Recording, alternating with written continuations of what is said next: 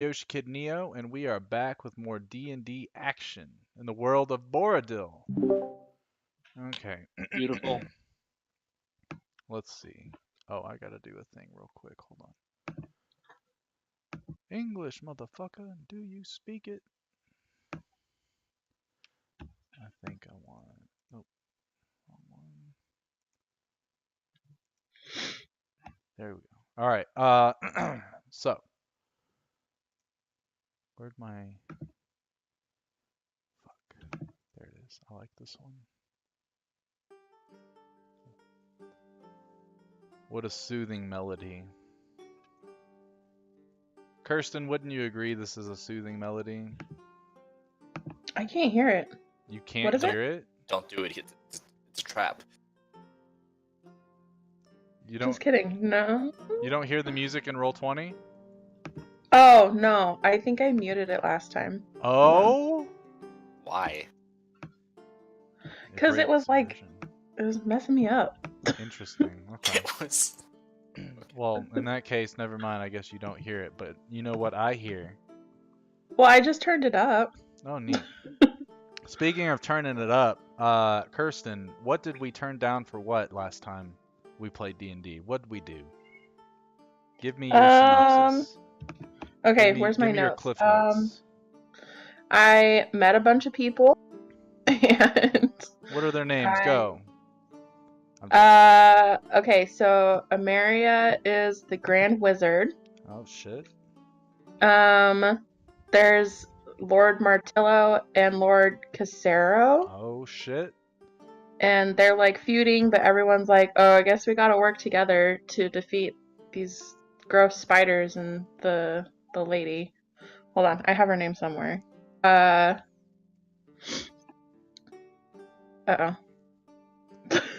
It starts with Nagex. That's what it There we is. go. Solid.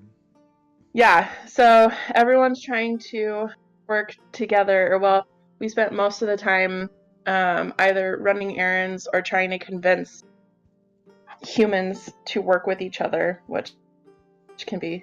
And let's see, I met Octa, which is Rachel's character, Adeline, which is Bill's, Shadow, Oswald, Dario, and Jeff.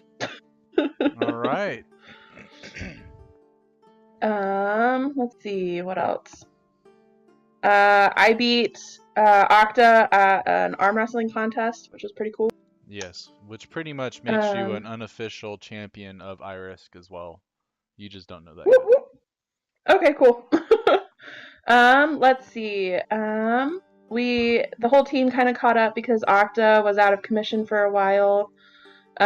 We talked to Fiero, who apparently is human, but also kind of not human because he's lived for a really long time. So Yes. we're kind of like, what's up with that?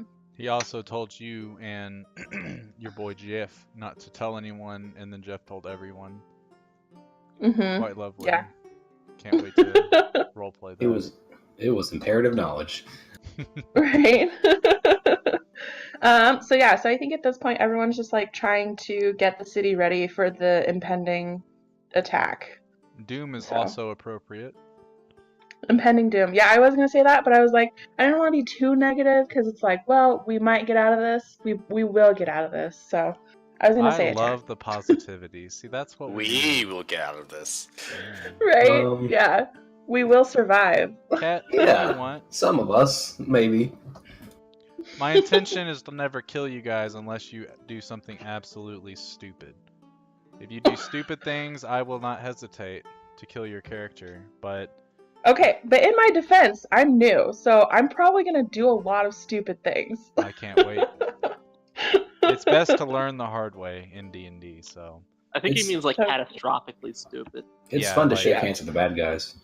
Like, for instance, let's just say if Shadow had gone on by herself way deep into the spider catacombs without, alerting anyone because she was invisible, and then she did some stupid shit, Shadow may have died. Luckily, Shadow was smart and was like, I will wait for my friends here because I don't know what's beyond. But, I mean, she did pierce a spider egg sac, and that is the only reason those spiders attacked you guys. Anyway. Ooh, Shadow. Calling her Yeah. out. Little mean, insider information to make you all. He's saying everything correct, so I mean, I have nothing to say back to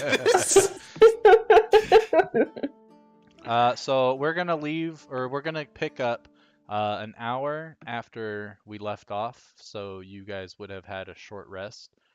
So if you want to expend hit die to heal yourselves, or if you get any special features back, Jeffrey, this means you are now attuned to that amulet. Nice. Wait a second, we didn't get a long rest? Not yet. Y'all are still in the. I mean, if y'all want to skip to the long rest, you can. But I mean, time is valuable.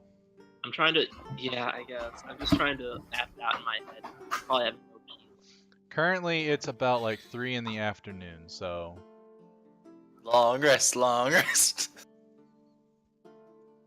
Mm. Well, I'm whatever. I can make do. I just wanted to know if we had one at some point, but it's fine if we didn't. no, Probably. yeah, y'all haven't. I mean, whatever. I'll get knocked out again. I kind of need my spell slots, but at the same time, we will mess up our sleep schedule. So, Yeah. Wow, we're over here worrying about sleep schedule. I mean, would that really? I don't know. Like, how, will This is will that meta. affect us or no? The most. I mean, Like, not, could we sleep for like 16 hours or no? So the way it works, within a 24-hour period, you guys can take 1 long rest and 2 short rests. So once you take that long rest, you have to wait 24 hours until you can do it. Since you guys have been doing your long rest at night, you have to wait until that point. But I mean, if y'all aren't going to do anything, I can make things happen in the city as they would and just kind of describe what you guys would see as you're sitting there until you go to long rest, if that's what y'all want.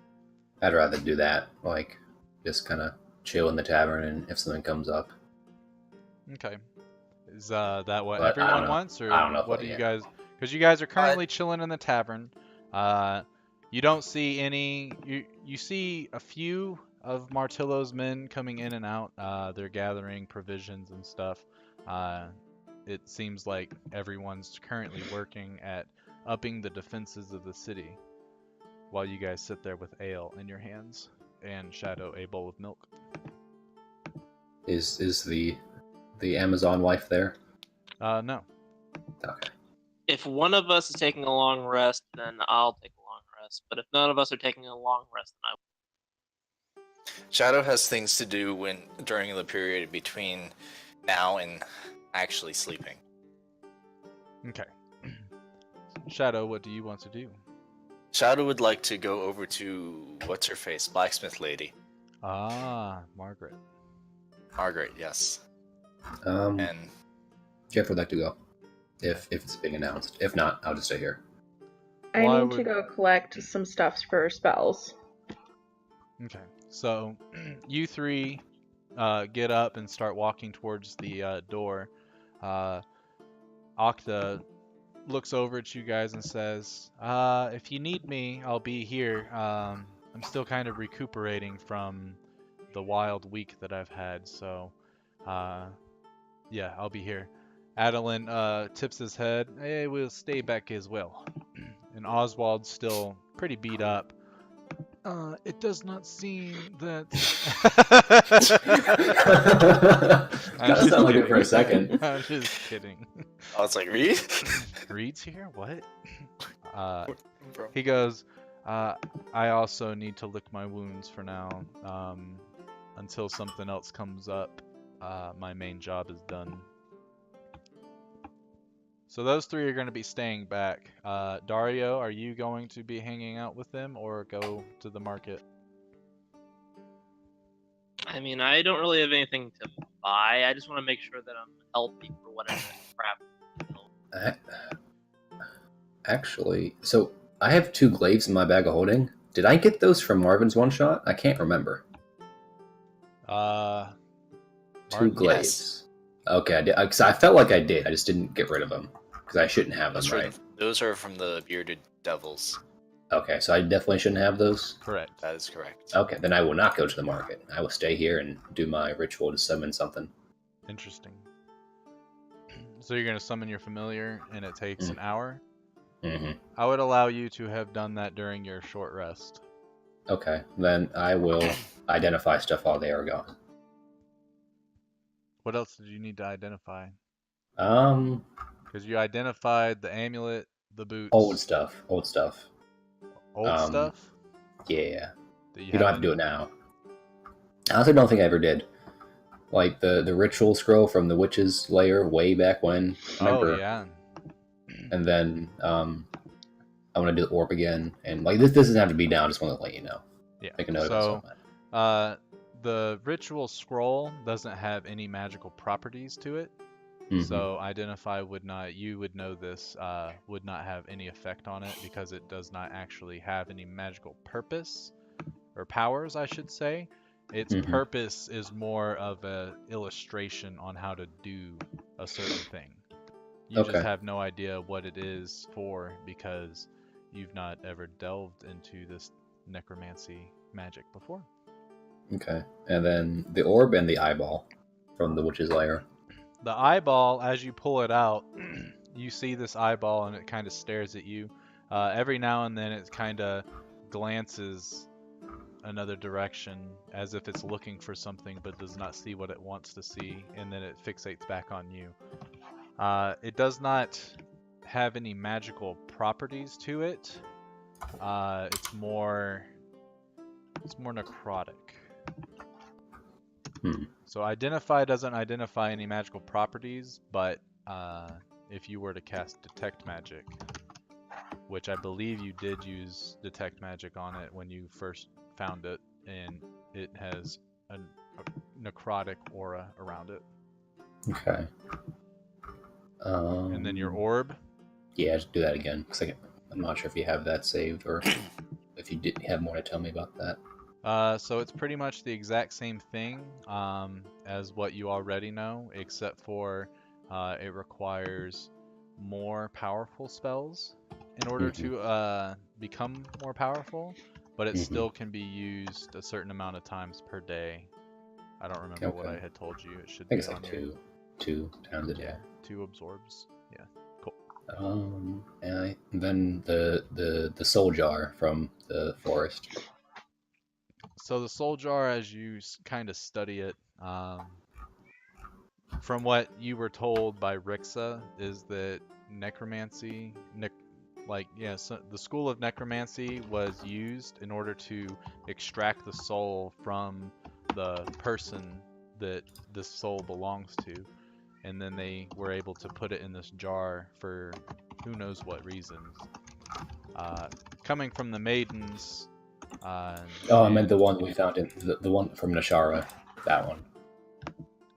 From Shara. The thing we got in the that forest. one. Yeah. Never mind. Okay. As you study that one, it kind of feels like it's the essence of someone that once lived, but you're not exactly sure what their purpose was. You're not sure who they are. You don't have the proper spell to communicate with it. Okay. I'm good then.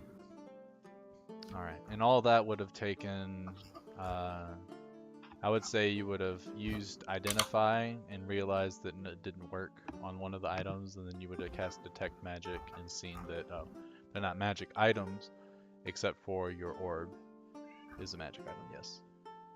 What are you meowing at? Yeah. Meow. Anyway, He's an aggressive meower. that is, Yep. yeah, that is very true. So now we just have Demi going out. So where would you like to go? Whoop, whoop. Okay, so I need to go see that willow lady All right. because I have some natural items that I have to buy, and I have to get ruby dust. So I'm assuming that's gonna be at the general store, right? Or is that gonna be like somewhere else? It depends. I'm assuming it's for your spells, correct? Yes, correct. Now, which spell specifically? Because I'm gonna teach you some stuff. Hold on, let me pull it up real quick. I just wrote down the list of things that I need. So Ruby Ruby dust dust, isn't an actual thing. Yeah, so if you look on your spell page on your character sheet, look at Call Lightning. I have it open for you. When you look at components, you see how the M isn't checked off? Oh, So okay. that means it doesn't require material components. The S is somatic, so that is movement of your hands, and V is verbal, so that's you speaking. So whatever Oh, checkboxes got are it. checked, that is what is required. The ruby dust worth 50 gold points, or gold, oh man, gold points, what the fuck? Gold pieces, that is just a placeholder so that you know you can text Oh, there. okay. So, Okay. so Perfect. the way spells work is unless your spell has a specific gold value to it, you can use your spellcasting focus to cast all your spells. Okay. Um, Cool. so yeah, and I don't So think you then, chose what specific spellcasting focus you want, but they're in the druid pages, I believe, on the mhm. player's handbook. So if you just look at Okay. it, it'll kind of tell you, it'll be like, typically the spellcasting focus of a druid is this, this, or this. Got But it. Okay. yeah. So then all I need to do is go see Willow then to grab some items. Okay. And then where is Shadow trying to go? Shadow will go pick up the dented helmet and the dented breastplate or whatever from the cart Okay. that was left there like 10 sessions ago, Yes. and go over to Margaret and ask if Shadow can use some heating implements to try to bang out these dents. Okay. Hammer. All right. So we will go with Shadow as you are leaving the tavern with Demi. The rest of your compatriots, you guys watched. I assume Jeff stays downstairs, or do you go upstairs to your quarters, your room? I would just kind of stay downstairs. Okay. So you guys watch Jeff. He brings out a bunch of stuff from his bag of holding and is starting to cast his spells, and you're like, typical Jeff. Everyone else is just kind of sitting there relaxing, trying not to die. Specifically Dario.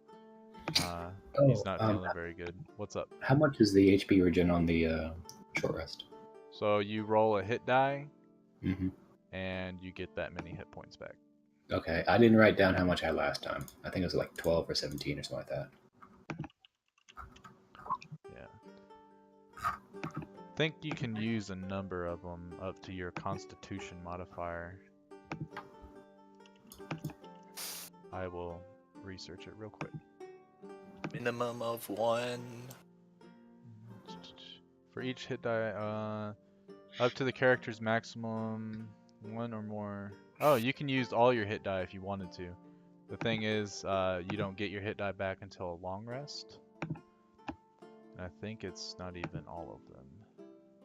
So I could just add 8 HP Yeah. to my health? No, you roll the die. You roll the hit die. So if it's a D8, you roll the D8, and that's how many hit points you would get. And you would do that per hit die that you want to roll. So pretty much if you don't get it? No, I get it. I forget how much health I had because I was at like 11 or so. I forget. Yeah, I would say just go ahead and drop down to 11 and then roll your dice and see how much you heal up. And that would be fair. Anyway, Shadow, you exit the tavern, Demi with you, and you guys start walking together for a short while. You get to the marketplace and you start walking to about this location right here before you part ways. She's going to the left and you are going to the right. If you guys want to role play on your walk, you can. If not, then we will skip. So Shadow, how did you become part of the group? Well, Shadow was leaving Cragstorm at some point, and then Shadow saw a group of crazy people coming into Cragstorm, so Shadow decided that it might be a good idea to follow them around, but invisible so that they can see. So then Shadow saw them park their cart a little bit of ways, and then they murdered a bunch of bandits, and Shadow figured Shadow should keep them on Shadow's side rather than be on as an enemy. Makes sense. We have a cart, or they have a cart. Yeah, Dario probably doesn't know this because Dario's been with them since they've been in the city. Yeah, I know that was in character. I really should have made a voice for this.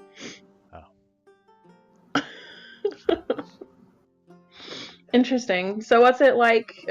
What's your homeland like?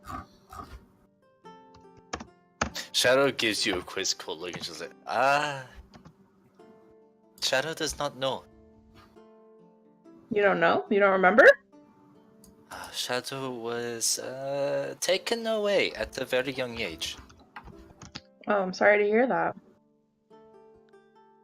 It is fine. Shadow has made something of herself. Yeah, definitely. Dario gingerly pats Shadow on the back. Are you walking with us? Oh wait, I'm away, aren't I? Correct. I said I was asleep. Okay, never In mind. spirit. He pats her on the back in Yes, spirit. exactly. Dario gets a twitch in his eye, and he's like, "I should probably pat Shadow on the back," and he acts as if she's right there. Patting well, the it's air good that... while laying down. Amazing. That's great. Well, it's good that you've made so many great friends. I look forward to getting to know you all better. Likewise. What brings you to here, if mind me asking? I'm here looking for a potion to help. What the? Yeah, Mr. DJ might be a little loud. I apologize. We're Also, attacked! We're getting attacked by birds! This was not the song I thought it was. Oh my gosh. Now I hear it. So if you right-click Mr. DJ, you can turn him down. Yeah, I'm doing that right now. For what? Yeah, exactly. I'm here looking for a potion to help my village, the 10 villages up in the north, to protect us from monsters and creatures. And I'm trying to see if there's a spell to give people druidic powers, or trying to see if I can recruit any druids to come join our villages. Oh. Shadow remembers one druid, but Shadow is not sure what that druid is. Yeah.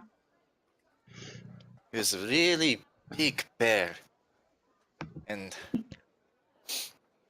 we met him in a weird shadowy place. Yeah. Then we went. He let us in, we killed something, and then we sort of parted ways. Interesting.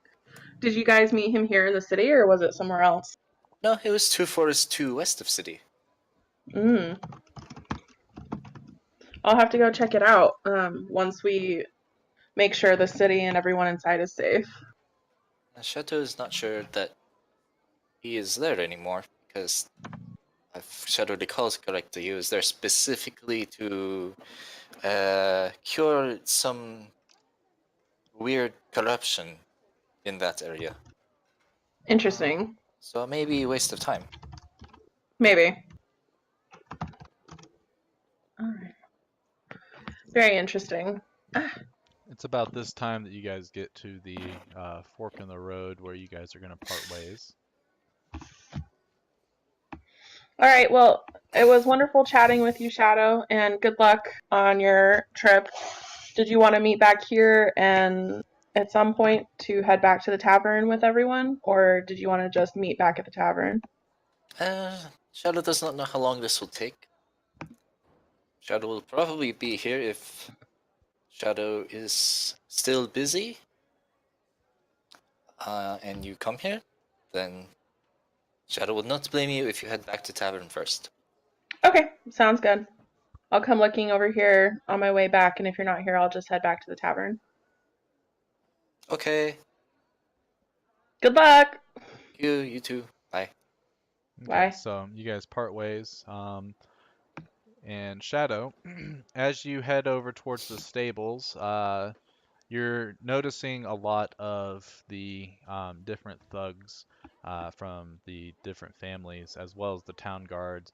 A lot of them are bringing large pieces of lumber towards the gate as to try to bar it shut eventually.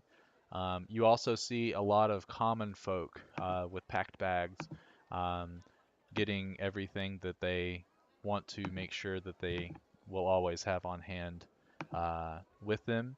And you see them starting to gear up and gather into a bunch of different carts that are outside of town that you see just beyond the gate, as the gate is open currently.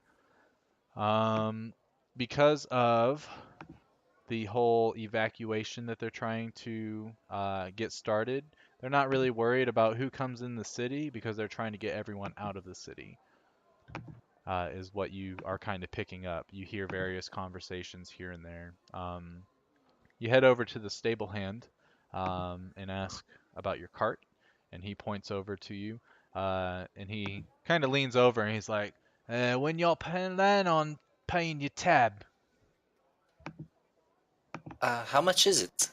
Well, it's about 50 silver a day, and so far I think I've had it for about 8 days now, so 4 gold. Alright, here is 4 gold. Oh, well, thank you. That was a lot easier than some of these lot. But yeah, you do what you need, and I guess next time I see you, well, if I see you, I'll be evacuating too, but I'll keep all your horses well fed for a few days at least. After that, it depends on when I get home. So uh, definitely come and check up on them after whatever's gonna happen. Alright, thank you. Chateau really appreciates it. Oh no, it's my pleasure.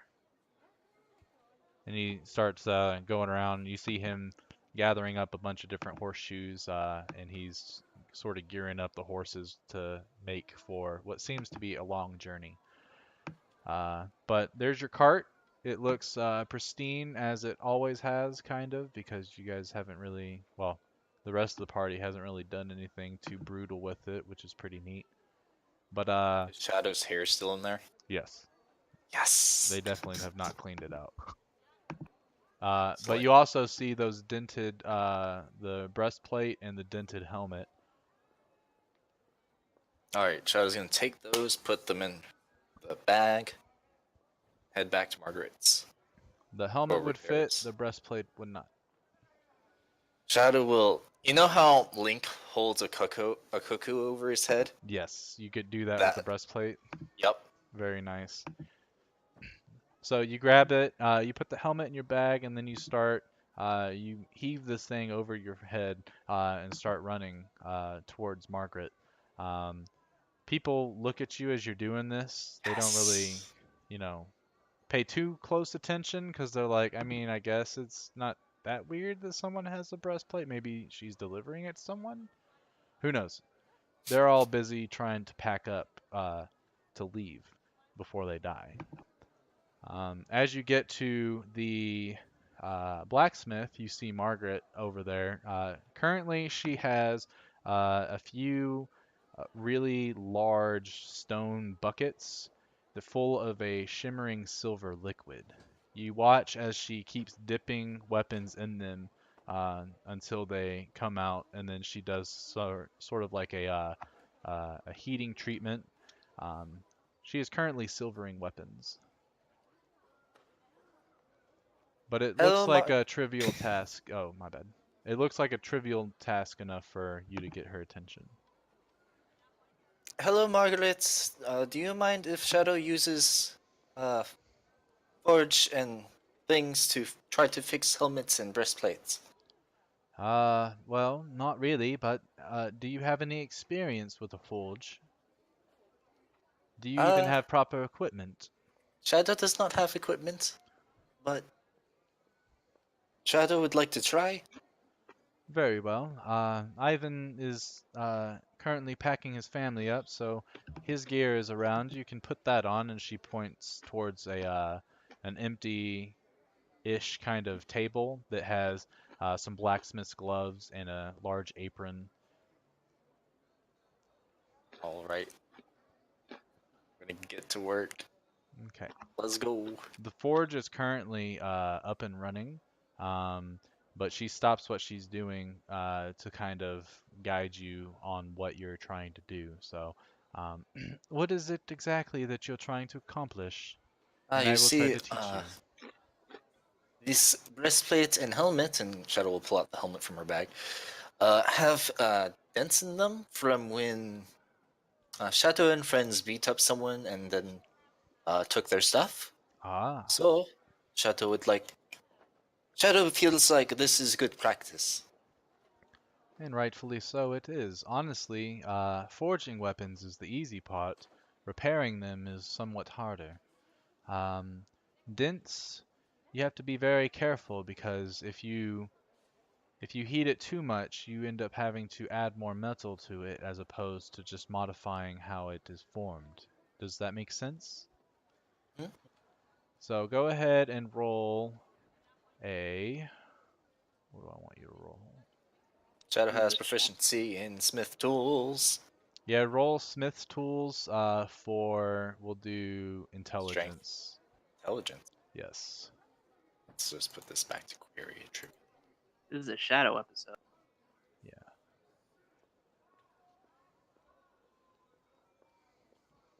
Okay, so you kind of start to pick up on the words that she's saying as she sort of guides your hand a little bit as you are currently heating the area. She tells you that sometimes if you put too much heat on the area, it will melt away the metal and then you have a big ass hole. If you don't put enough in it, you end up making an even bigger hole as you try to even out the dent.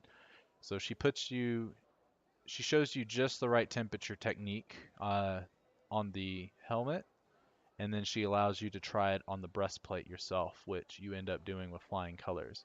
So now that you've got the proper heating technique, go ahead and roll another Smith's Tools with strength. And she sort of takes the helmet as it is the simpler piece to repair. And she shows you the proper technique, how you don't hit one spot constantly. You kind of hit many other spots to try to make everything start to form as a single unit, as opposed to just making even more dents in one location. And you sort of do the same thing, and it's a little tougher just because of the breastplate. It's a lot larger of a dent, but after a few tries of reheating the metal, undenting it out, it takes you probably about 20 minutes before you are completed in making your uh, two pieces of armor serviceable again. They don't look brand spanking new. They look gently used and no big ass dent anymore.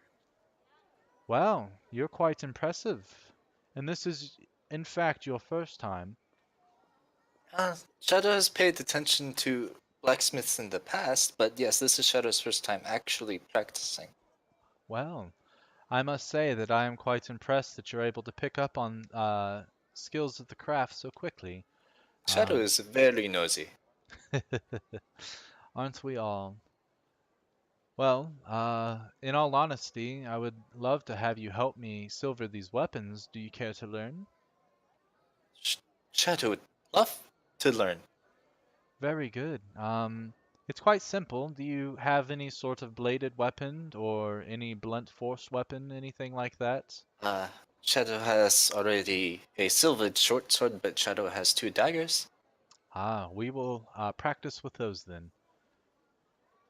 So you pull out the daggers and you hand them to her, and she goes over the techniques with you. Go ahead and roll Smith's Tools with intelligence.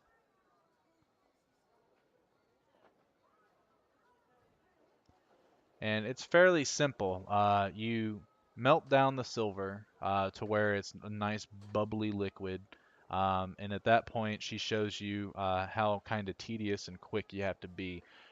So she dips the dagger in and immediately draws it out and stokes it in the fire for a couple turns. So about 10 seconds on each side before she quenches it in the water, and you watch as the steam billows around the barrel full of water. And when she pulls it out, the uh, it wasn't really a dull blade. It was gently used. I don't believe you've ever polished your daggers, but at this point, it almost looks like a brand new dagger because of this nice silvery coating. And now it is time for you to try, Shadow. So do a Smith's Tools with Dexterity.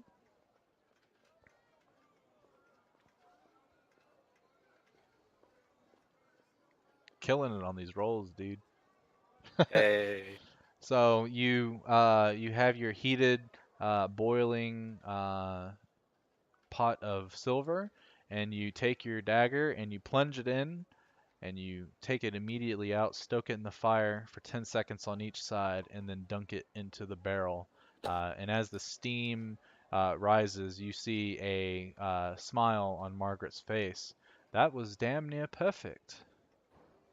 As you retract the blade from the water, it is the exact same quality as Margaret's, roughly.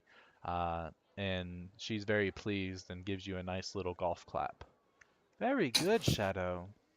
Yay! Well, in all honesty, you can do this in about any forge. If you have silver coins, it typically takes about 50 silver coins or so in order to uh, get a longsword or anything smaller than that silvered. So now you have the technique and you don't have to pay for it yourself. That is very useful. Thank you, Margaret. You're most certainly welcome. I'm going to be doing this for a little while, so if you want to, feel free to help out. Otherwise, if you have other things, go on about your day. And uh, is there anything else that you need? Uh, Shadow does not have other things to silver or armor or weapons to fix, but Shadow can help out. Well, thank you very much. I will try to pay you for your help. Okay. So, how long do you want to spend helping her out? Until Shadow is interrupted by Demi. Okay, cool.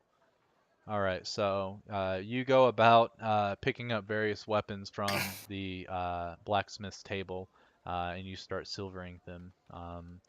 It's quite an enjoyable process. You don't understand exactly how Ivan is such a bad apprentice, but you feel like you have a knack for picking up special skills for whatever reason. You've always felt this way. Rolling on over to Demi. Wow. As Demi is walking down the streets, you also notice a bunch of people gathering up their goods from their houses and packing up their horses for a long journey. Um, you walk towards Willow's and you notice that she is not packing up anything. She is tending to her garden as normal. Hello, Willow. Uh, she's on her knees right now, sort of picking out the weeds at the base of some of her little plants, and you see her ears kind of twitch as you say her name. Hello. And she starts to Uh, stand up and brush the dirt off of her skirt as she turns to see you. I don't quite remember your name. Who am I speaking my name to? is Demi. We met earlier when Octa, right? Octa was with me? Yeah, Octa. We came and met you earlier. Hmm, that's right. Or was Sorry. it It Jeff? usually Yeah. takes me a few meetings to figure out your movement patterns and your voice, but uh, nice to see you again, Demi. She giggles because she can't see. Nice joke. I had a question. I was hoping to possibly get some materials from you, and I'd be more than happy to pay. Oh, well, and if I have them, I will sell them. What are you looking for?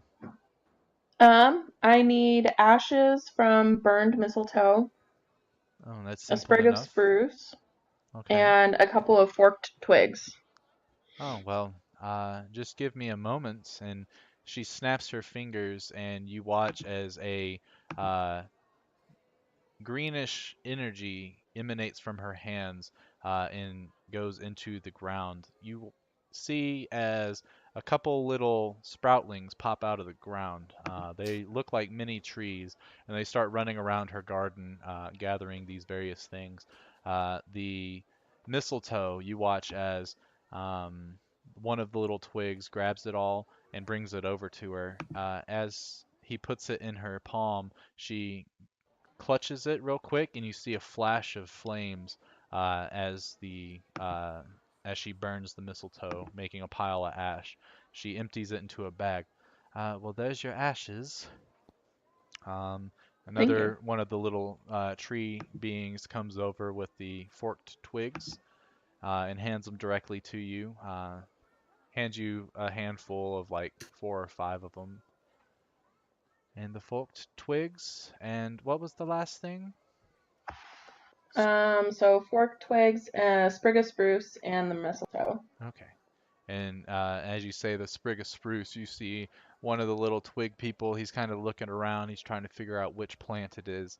And Willow, uh, it's the one on the right. And it kind of looks at that one, grabs a sprig of spruce, and brings it back over to you and plops it in your hand.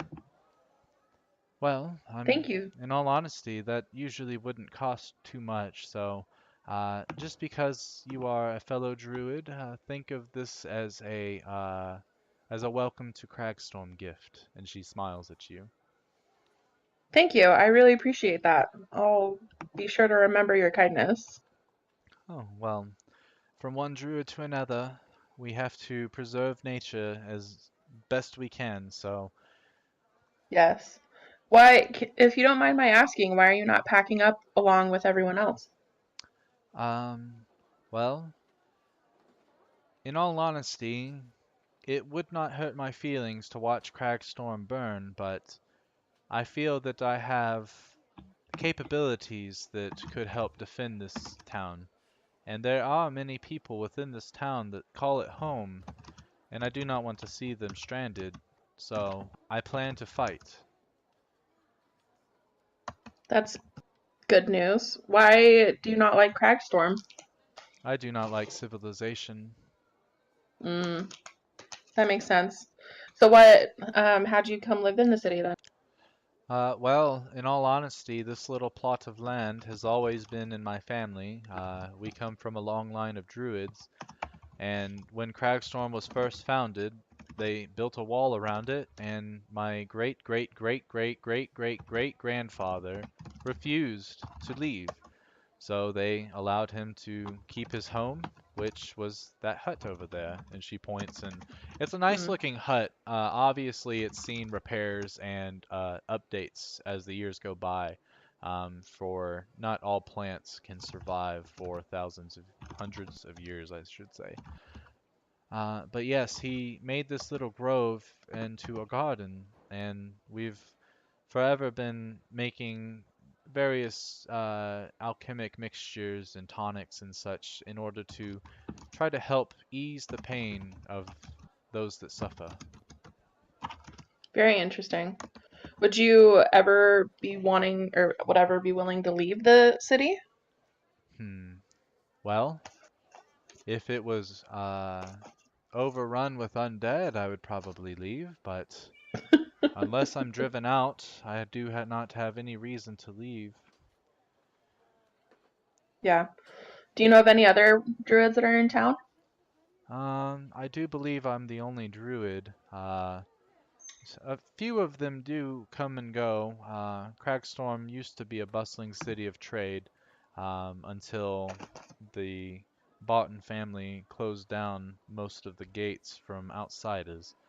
And few of them Hmm, would come in, and we would trade various herbs and remedies and recipes and such. But it has been quite a few months since I have last seen a druid. Until you, of course. interesting. Well, it was wonderful talking to you, Willow. I'm pretty new to the city, so could you point me in the direction of where the Casero house is? Hmm. She kind of ponders for a second. What exactly do you mean Casero House? Just, I need to speak to Lord Casero. Well, in all honesty, I don't even know where he lives. I've never, well, really cared. The only reason I know where Lord Martillo lives, and she points across the street, is because I always hear him. But Lord Casero, I know he owns sort of the uh, southeast portion of the city. And that, unfortunately, is all I know. Okay, thank you so much for your help, Willow. You're welcome, and have a wonderful day. You too. She goes back to tending to her plants and such as you start to leave. Uh, this whole process probably only took you about 20 minutes or so. And you get back to the market square, and you're looking around, and you look towards the blacksmith area, and you see Shadow over there dipping various weapons in buckets of silver liquid, and then putting them into the fire. And you keep watching as she joyfully stokes the flames, and then plunges them into the water. The steam kind of brings a smile to her face every time she does it. Um, yeah, and she's just going about.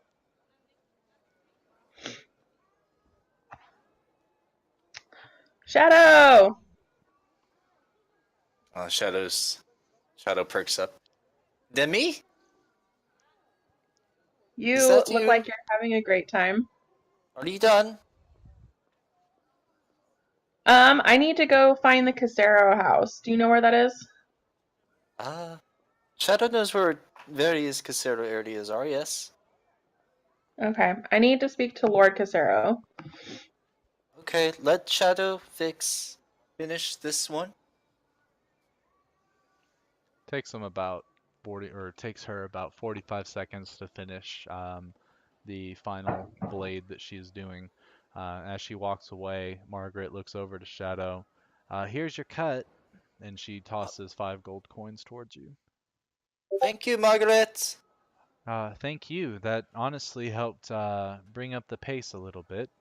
Um, yeah, I was asked to silver all these weapons for the oncoming undead, as I guess some undead have weakness to silver. So this should give us a good up on the enemy. Shadow is glad Shadow could help. We will be going. We have talking to do. Oh, she kind of looks down. I prefer smelting over talking, but y'all have fun doing that. We'll see you around. See you. All right, and then so you guys start walking towards the middle of the square. Where are you heading, Shadow? Shadow will head to where the cats usually are. Okay, so To find one of them. you walk towards where the ruins of the alchemist's house are, because that is where you guys have reliably been able to find these cats. And sure enough, there's a few of the cats that are kind of sitting on various barrels, grooming themselves. There's one that's been watching you as you walk into this open area from the rooftop. Um, but it's not the one that you usually converse with. As you walk into the middle, you notice the Casero men. There's a lot of them around the alchemist's house. It looks like they have opened up the nearby sewer grate and are currently siphoning supplies down there. You remember them talking about setting traps for the spiders, and this was the closest location to what you guys had said they came from. So this is where they've started their work.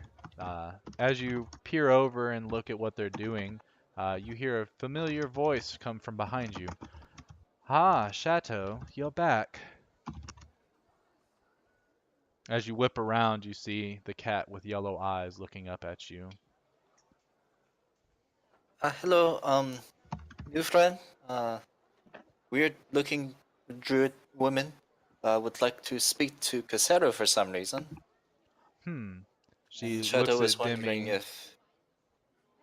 Go ahead. Oh, Shadow was wondering if we could ask to talk to him. The cat looks up, or looks Demi up and down. And what business do you have with Lord Casero? Wait, so I can understand the cat? Yeah, it's talking in common. Okay, cool. I have questions I need to ask him. It's very vague. What do you need exactly? I heard his family might have a potion that might help my village. As you say that, do you see that house over there? And she sort of points with one of her paws. As you look to where she's pointing, you see a house that has recently been blown up. That is the man, well, what used to be his living quarters, and he is the one that brewed this potion, and he did it against Casera's orders. So Oh, and he is unfortunately, dead now. that is also true, yes. He is also dead.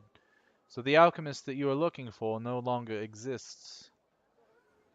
And more than Oh likely, dear. Casero does not have the methods that he used, for he did not want these tonics to be made.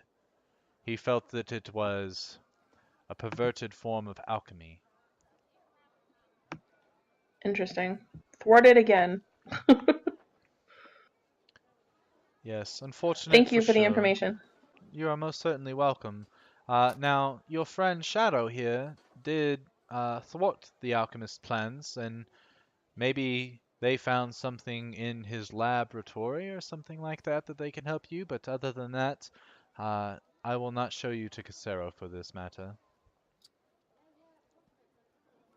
I kind of turned to Shadow with like a question in my eye.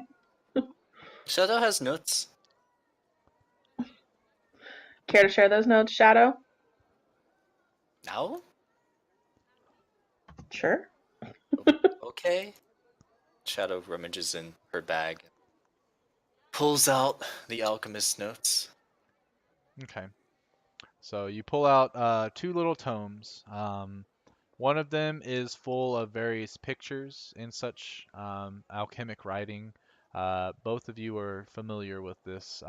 It talks of ingredients used in these various potions that this alchemist was making. You do notice that one of the main ingredients is a question mark. Uh, Other than that, all you know is that most of these potions used basic materials for like what a healing potion would use, with the added effect of whatever creature he was trying to turn them into. It needed a material item from them, such as fur, a tusk, a tooth, a claw, something like that. But the question mark is the one substance that you have no idea what it is, but is the key ingredient to making these potions. The other book is written in common, and it goes over the alchemist's various trials and tribulations. He speaks how he was able to turn someone into a rat, but they couldn't turn back, and they acted as a rat would. So further testing would need to be done. Eventually, he was able to turn someone into a rat, and they were able to speak back to him. This took many, many trials. He also speaks of being able to up the ante and turn someone into a boar. And then he finally figured out how to turn them into a humanoid version of these animals. But what he noticed was upon a full moon, they would go berserk and they would not quit their ferocity or their feral like attributes and would not find their humanity after the moon had passed. You Interesting. also, the last passage, he speaks of three wizards that had come by and delivered him these various the tome that speaks of this alchemic mixture, and it all he also said that they gave him whatever the question mark ingredient was, but he doesn't know what it actually is. So close, Okay. but not close enough. Interesting. I turned to Shadow and I asked Shadow, did you guys get rid of all of these supposedly ferocious creatures that were created? Shadow did not strike any killing blows on any of them. But when they attacked us, we had to defend ourselves. But that was a long time ago. That was in the tavern. But there was one in the sewer that was there for a while, but it died. Okay. Well, at least we won't have to worry about these supposedly ferocious creatures during the upcoming attack. Probably. All right. Well, I will continue my search. Did you want to go see how Sarah's men are doing with the sewer?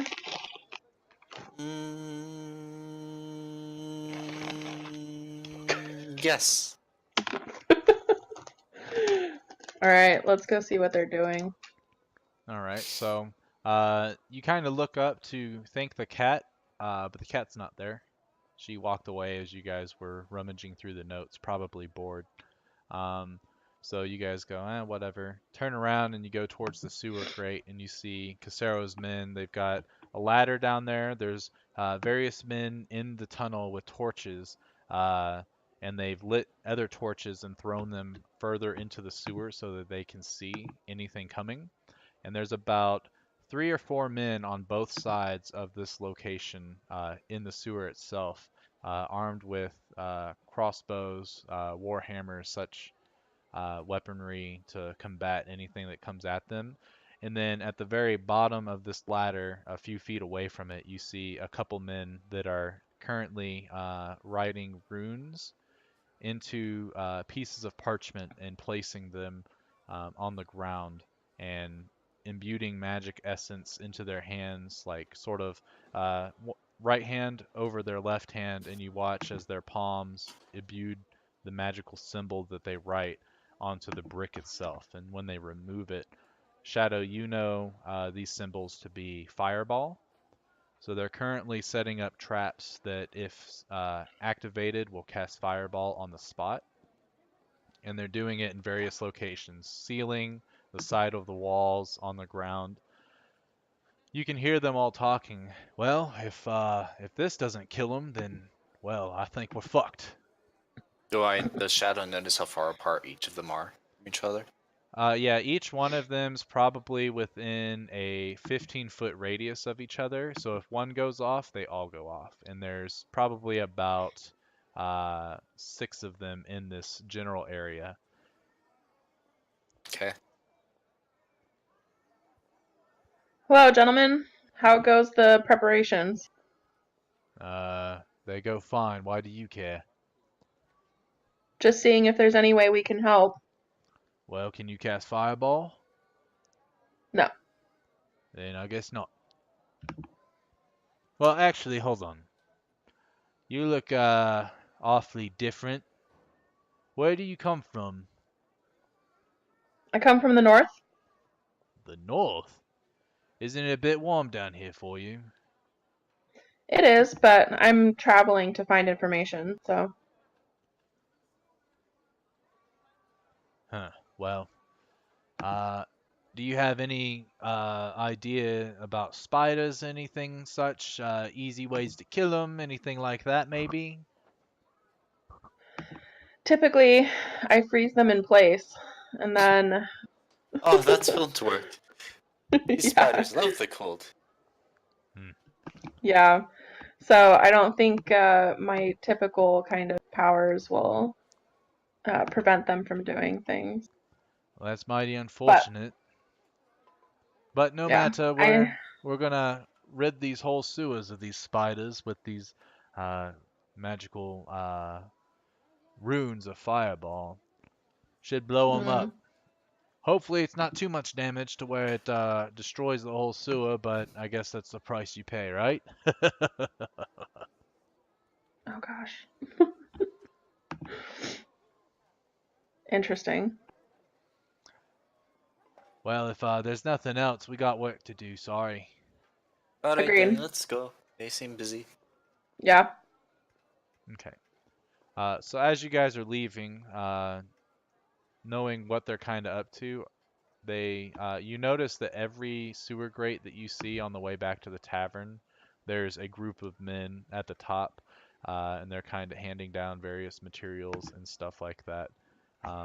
to the men that are in the sewers. And this is happening all around this area. You noticed this area, there weren't really people messing with the sewers. So you're not sure if it's just Casero's men are worried about their own turf, or if they're just concentrating on where the spiders are most likely going to be coming from. About 45 minutes or so has passed since you guys had left the tavern, and you guys returned back. Jeff is upstairs, or no, Jeff is in the corner, kind of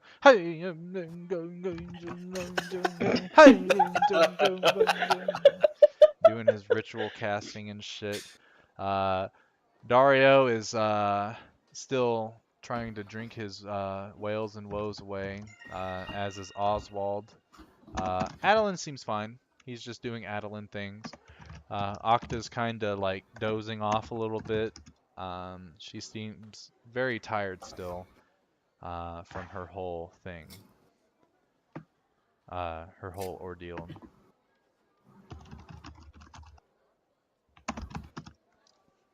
Do I see them come in? You do. Well, hello there. Hello. Hi, Jeff. What have you been up to? Just exploring, seeing how town preparations are going. Oh, what have you seen so far? It seems like everything in the southwest, where Casero's men are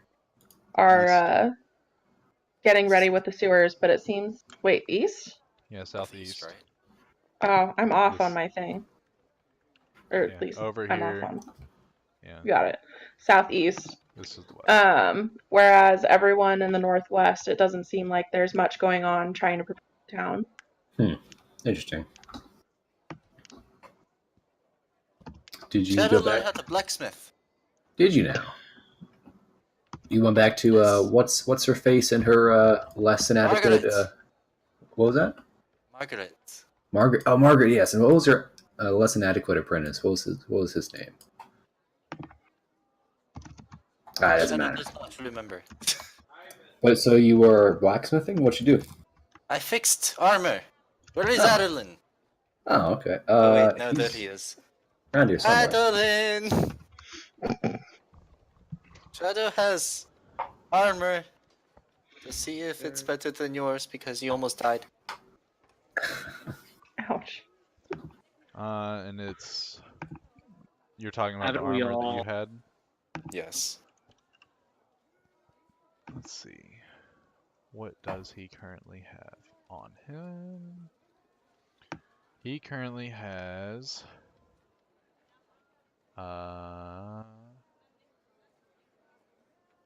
splint armor, adamantium splint armor, which is better than what you have made or fixed. Hmm. Mainly because it's adamantium, so he doesn't suffer critical hits, and I think the AC is +1 more than yours, the breastplate. Okay. Shadow will do something with this later then. Okay, whatever. I appreciate it. Thank you for concern. Yay. So, Demi, did you go back to Willis by chance? Yes, I got some Uh, materials It for is some at this spells. point. Hold on. Got As you speak to Got Demi, Jeff, Mm-hmm. Demi sees you looking at her, but Demi only hears.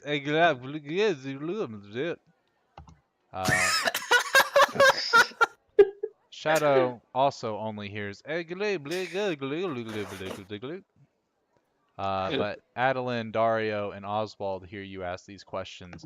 I apologize. I was fixing the cat's bed when you guys I started see. talking. So I see. If I recall right, though, that is a curse from one of the items I have, isn't it? who knows? I look down at my boots and I take off said boots. Okay, so currently all the females are looking at you. Take off your boots. You And take off your boots. I speak to them once again. Hmm. I take out come the on, flask Demi. and put it on the He's table, even more crazy than usual. Let's leave and I him try to be. speak to them again. Talking about. You take off this other item and Yep. I put the playing card deck on the table and I try to speak with them. He is stripping and he is speaking in tongues. Why is he taking off his clothes? Shadow does not know Excellent question. if Shadow I can take get off rid of him. the gold amulet and I put on the table and I speak with them. How much Yep. cursed shit do you have? Well, this is awkward. I write down, you can't understand me. I get a piece of parchment. And I write down, you can't understand me, can you? And I So put you it on write the that table. down and you put it down. They come over and they look at it puzzled. You guys can't understand whatever he just wrote. Sorry, Jeff. It would appear that you are cursed. Is Dario I do around? not want to touch you, ever. I look over to Dario and I ask, can you understand me? Yeah. What are they? They can't seem to understand me. That's awkward. Okay, how about I translate for you, buddy? Yeah, sure. Wait, What? are you saying that's what he's saying? That's what Shadow and Octa and Demi hear every time you start to speak. But From do they me hear as that well? from No, Dario, you hear him. Dario? Okay. Tell me what you like to say. I'm gonna go and try to get this worked out. If he didn't so- actually want to talk to us, he could have just told us. Okay, no. So, Broham over here, he's got like a curse or something, and evidently, like, you guys can understand him, even though the rest of us can. Okay, excuse me, everyone in the room. A bit of a head check. Who in here can understand my sorceress friend here? So a few of the gentlemen that had been walking in and out are like, I mean, he's just talking nonsense, really. Like, he's not really talking about it. He's asking if we understand. Of course we understand you. But the two bartenders, which are both female, are like, all we hear is Okay, so my growing suspicion is that this is split on gender. Very interesting. Yeah. I quickly gather my things and I run up to M&M Enchanters. Okay. So you guys watch Jeff like half naked. No, I put my I stuff back know, on. I know. Okay. I'm just joking. So, we're troubleshooting this. We're gonna get technical support, and our friend will be understandable by the fairer sex because he needs to talk to his gigantic. Jeff has a wife. What if Yeah. she sees him? Oh We need to no. find her immediately. I can't hear it, by Shadow the will way. I'm already gone. immediately You- start yeah. looking for Olga. As Jeff is running out, he's running towards M&M Enchanters. Shadow, you said you're going to look for Olga? Yes. Okay, so where do you head? Shadow does not know. Shadow would Shadow remember. knows the Yeah, bordello. Shadow remembers the only place she's ever seen her is at the bordello. Does anyone accompany either of these people as they leave? I kind of want to follow Jeff because I think it's funny. Okay. So you follow Jeff, Dark. and as you guys are walking towards M&M Enchanters, he constantly looks back at you and says, I'm just kind of shaking my head and smiling because this is quite a spectacle. quite a spectacle indeed. Dario almost goes with them, but then he decides he doesn't give enough of a shit and just sits back down. Okay.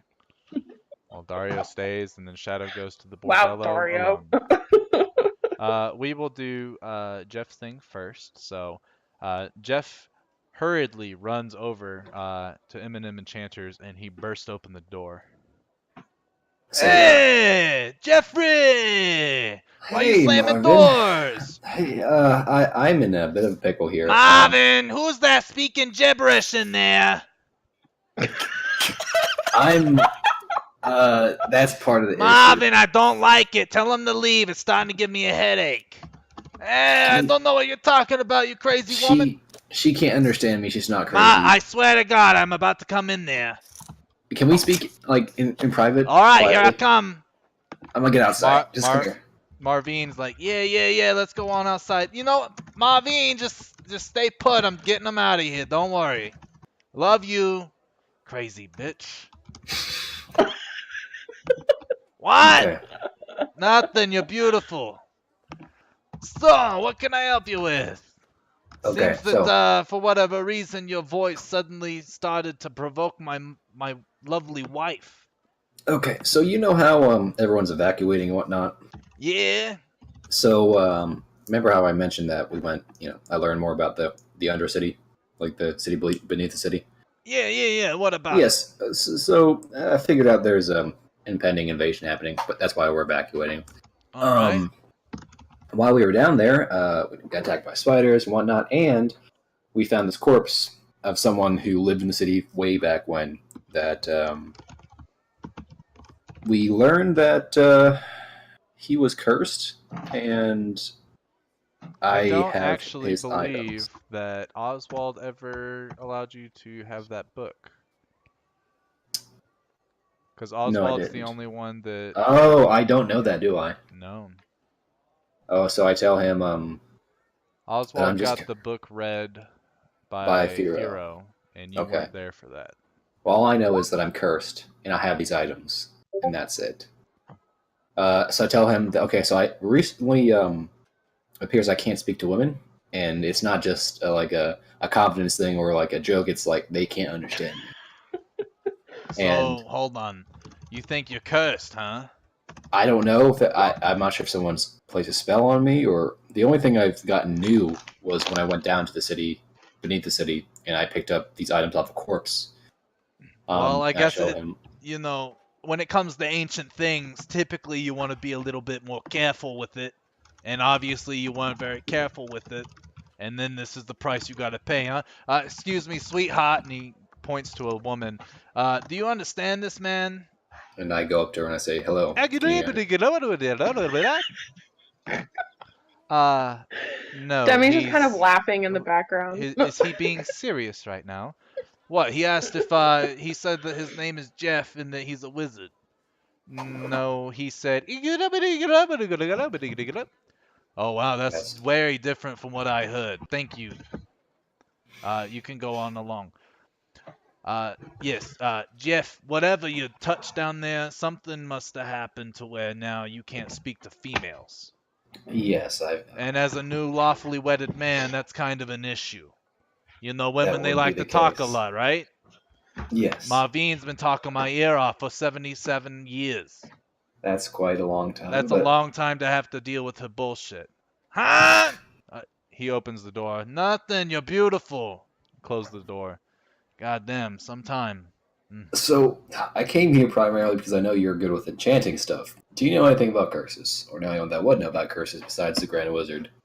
Potentially. Well, I do know that sometimes when you're identifying objects, you can't tell if it's cursed. Really, you gotta try to find the context clues or find out the hard way, such as yourself. What would the context clues be for future reference? Probably a journal that says that they've been cursed. Something like I that, didn't. maybe.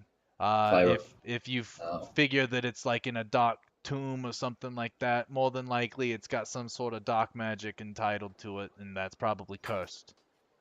I do remember my friend picking up a book, but that wouldn't help. Either way, how do I get rid of this? Do you know? Well, should be as simple as a remove curse spell, but unfortunately I don't really partake in such manners because I don't believe in curses really, so I do not know that spell. I see. I'm sure maybe the Grand Wizard and maybe her apprentice Nishan might have it or something like that, and they might help you, but you might want to take somebody go talk, because I don't know if you noticed, but the Grand Wizard's a female. Yeah, my friend Nishan, he's there, so I should be able to get in with him if he's there. So I'm gonna go. Thank you. That's true. And in all honesty, if you could just give all those items to your other friends and have them come talk to me, one of your female friends. I want to see what happens. We'll see. Once I get this worked out. Okay. Thank Well, you. Bye-bye. Yeah, you're welcome, Jeff. You have a good one. He walks You back too. in to Eminem Enchanters. You turn to Demi. Igga-da-ba-da! I am going to point in the tower of Amelia, Of the palace. of the palace. Yes. As you point, she looks at your finger. It's all twisted. And I'm just joking. That doesn't happen. That would You lead, honestly I'll be follow. that would be really funny, but that does not happen. I make I keep a very fast, almost running pace. Okay, so Shadow, you approach the bordello, and as you walk up, the gentleman in full black plate. Oh, I remember you. You're quite. Excuse me. Yes? Shadow needs to find Jeff's wife, Olga Goliath. Go on. Ah, Olga was told to meet him at the tavern, and she left about 3 hours ago or so, and hasn't returned back. Shadow will immediately start sprinting back to the tavern. Wrong tavern. What's Remember, tavern? there are two taverns.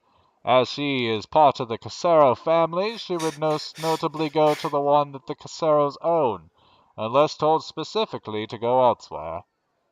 Which I did not. He did not. So she He went. sees Shadow's eye twitch a little bit. So he points towards the northeast a little bit. Go to the Stout Ox. More than likely she's there, and she's not really one to be turned down. But more than likely she's too naive to understand that Jeff stood her up.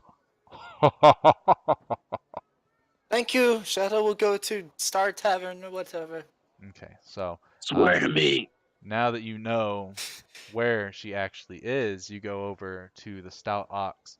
And this tavern, you've never been to it. You guys did not ever go to this one because you did not trust the Caseros straight up like you did the Martillos, kind of. But you didn't really trust them regardless. Anyway, it is more run down than the Silent Bow is for sure. You also notice that pretty much everyone at this tavern is male and they all work for Casero. You definitely can tell this with the way they are dressed. Uh, Most of them, as you walk into the tavern, you see they're all filling out scrolls and they're kind of just copying the runic symbol of Fireball. None of them can imbue it, but they can all pretty much like copy and paste onto scrolls. So they're making a bunch of these. Uh, you see Olga sitting at the bar, pounding back drink after drink. He didn't come like he said. He said to meet here in an hour, and it's been 4, and I think my honey is dead, and I don't know where he is, and oh. Excuse me. And you see the bartender, Olga, I'm sure that he just maybe went to the other tavern? No, he said the tavern. This is the tavern. No one goes to Martillo Tavern. Excuse me. Oh my, Jeff. Oh, what if he's dead? I don't even know where he is Shadow's right gonna now. cast What if... message at Olga. Excuse me. Oh. And she kind of stops and perks up. Did you hear that voice? It was in my head. There's a voice in my head telling me Jeff's dead. She starts pounding Your back another husband drink. Jeff is stupid Huh? and went to the other tavern. As Dario Also, dies. he can't speak. Dario, I need a Constitution save. Also kidding. 1 second. I'm just joking. She kind of look. Who is speaking to me? It is me. And Shadow's gonna like wave, get like all up in her face. Oh, so you come up and start, and she. Oh, how are you speaking in my head? Shadow is magical. Oh, Short answer. well, Shadow. So Jeff is dumb, you say? Yes. But Jeff beat spiders, and he found magic ring that lets me talk to his head, and it doesn't work. Jeff is farther, too far away, probably. Oh. But Shadow knows where other tavern is. Please come with Shadow. Shadow will try to explain along the way. How much do I owe you for Tab? I have 2 gold. And she puts down 2 gold coins in the barkeep. You look at the bar, and there is an empty mug from one point to the other. There's probably about 35 empty mugs on this bar. Shit. And the barkeep is starting to try to pick them up and clean them, and he's like, yeah, 2 gold ain't gonna cover it, hun. How much more? And he looks, well, just because I'm a nice guy, I'm gonna say 1 gold per cup, so you're short about 33 gold, hun. Oof. Excuse me. Her Yep. husband is actually quite wealthy. If we could go get him real quick, he could definitely play I'll make a even tab twice as for much. him, but I'm already not liking this Jeffrey character, so once I That is actually fair. see him, tab might go up. But Okay, yeah, I'll make a thank tab you. right now. You said his name was Hef? Chef, please. Hef the idiot. Got it. Yep. And he writes it down and nails it to the wall. You see open tabs is like a section of the wall, and there's like 100 pieces of paper on this thing. There are a lot of open tabs. It's a wonder I don't go out of business. As he cleans these mugs, as you start to, with Olga's hand in your hand, and you guys start running towards the other tavern. Okay, Olga. So, first things first. Jeff, I cannot understand him. He speaks gibberish for some reason. Now Jeffrey don't want to speak to me. He cannot speak to anyone. Oh, Jeffrey no love me no more. No, no. Shadow is fairly certain that he loves you still. Oh, but He is just having problems because, again, stupid. oh well, I guess Jeff, smart wizard, stupid husband. That is correct. Oh, Let's. okay. Keep leading. Olga tried to toughen up. And she sort of shakes her face and pats her face down like those slaps when you're trying to wake yourself up. Okay, lead way. All right, so we lead her back to the tavern while trying back to the good tavern, Okay. the Martilla Tavern, while trying to make sure that she stays calm and doesn't cry as much. Okay. So, as you are leaving the other tavern, that is when Jiff and Demi get to the palace guards, and they open the gate for you because you've been allotted access to the wizard tower from Miria. Okay. You go ahead and you walk up the spiral staircase, and you get to her Yep. door. You give it a nice knock. Who is it? I scream for Nishan. So Are you you scream there? for Nishan, and Nishan goes, coming, and Amiria, hold on. What do you mean coming? Who's coming to who? Did you not hear the gibberish? Say it's Jeff. You hear I'm cursed. Nishan question Amiria, what do you mean? It's Jeff. She's like, no, what I heard was I scream that I'm cursed and women can't understand Do me. you That's not the curse. hear that rubbish coming out of that man's mouth? No, it's Jeff and he's cursed. Hold on. And you hear Nishan's footsteps and he opens up the door. Ah, Jeff. Come on in. Thank you. Amiria looks at you. Why are you speaking in tongues? Please tell her I'm cursed. And Can you stop? It's honestly hurting my ears. I just get a piece of paper Miriam, out. my name's Demi, and it seems like Jeff is cursed somehow. Cursed? How would he have been cursed? I saw him not too long ago and he was fine.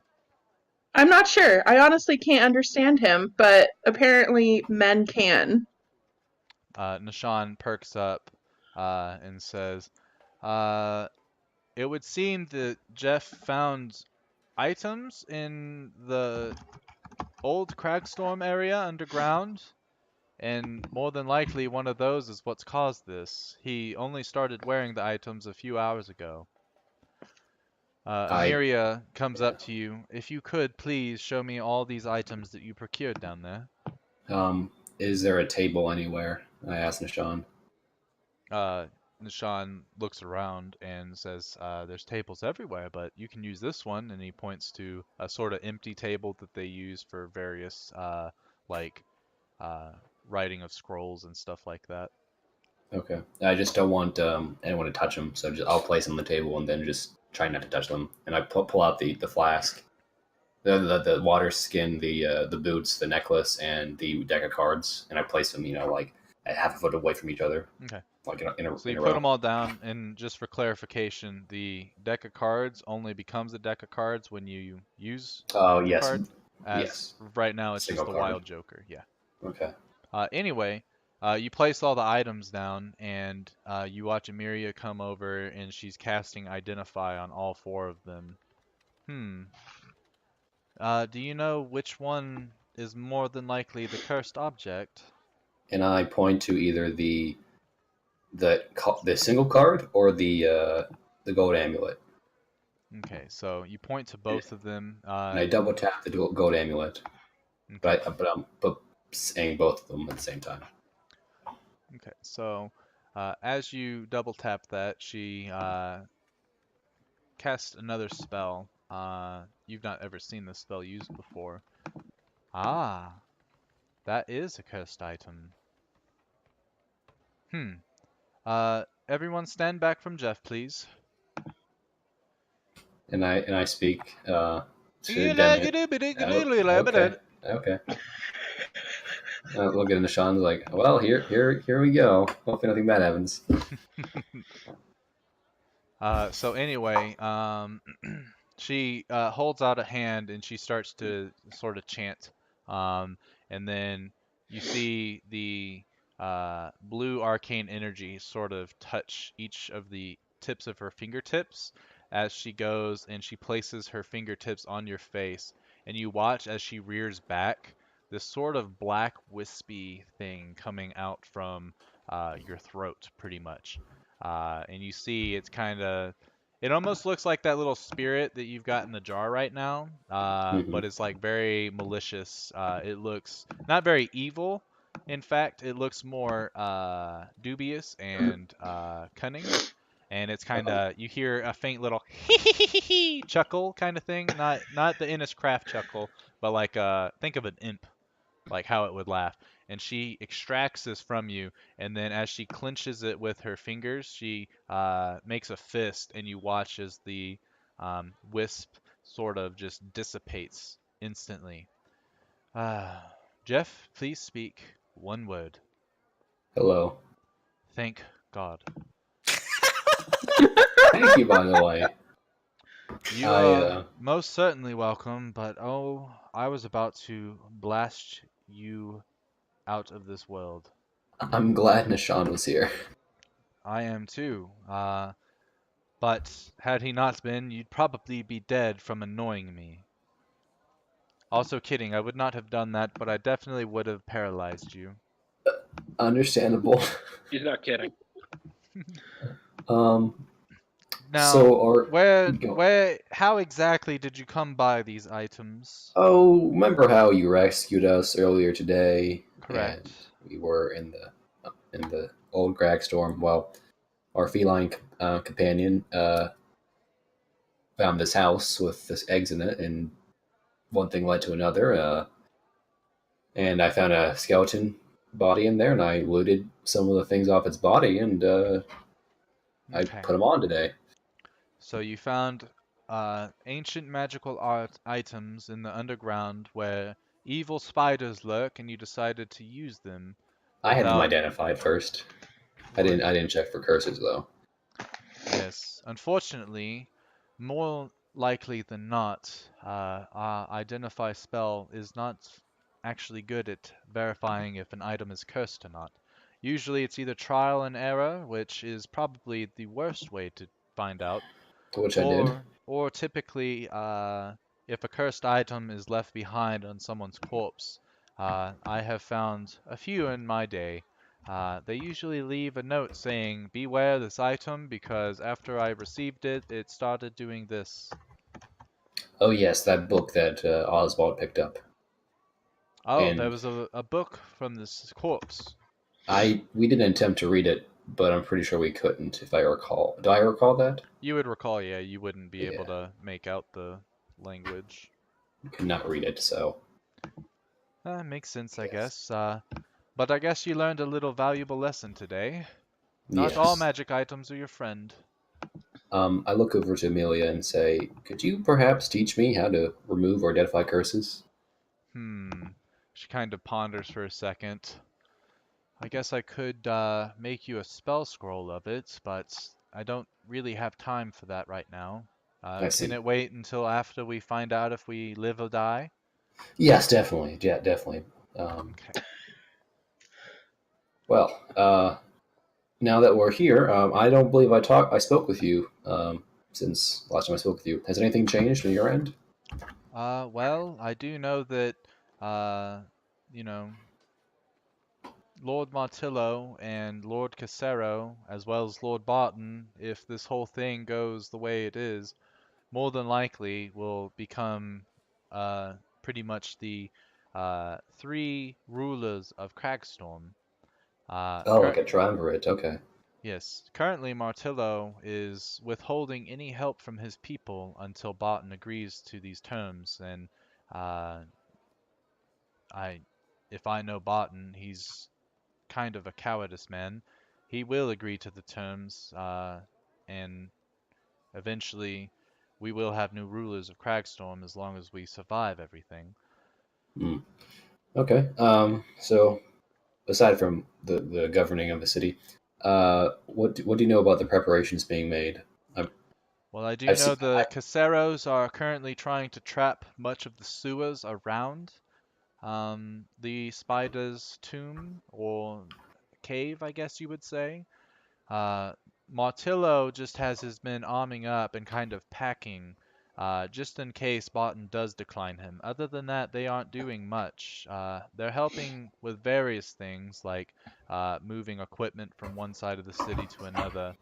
But in terms of preparation, he has definitely given the order not to help out by using Martillo resources to save the city.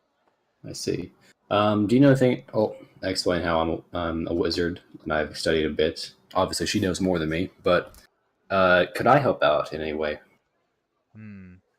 Well, if you have enough coin and materials, you could probably make a couple spell scrolls of something and hand them out to your various party members in order to help with the magical effects. I've never, well, I shouldn't say never. I've not trifled with the undead on numerous occasions, but I do know that typically magic is the way to do it. I see. Also, since I'm here, could you look at something? You seem to have a better grasp of magic than I do.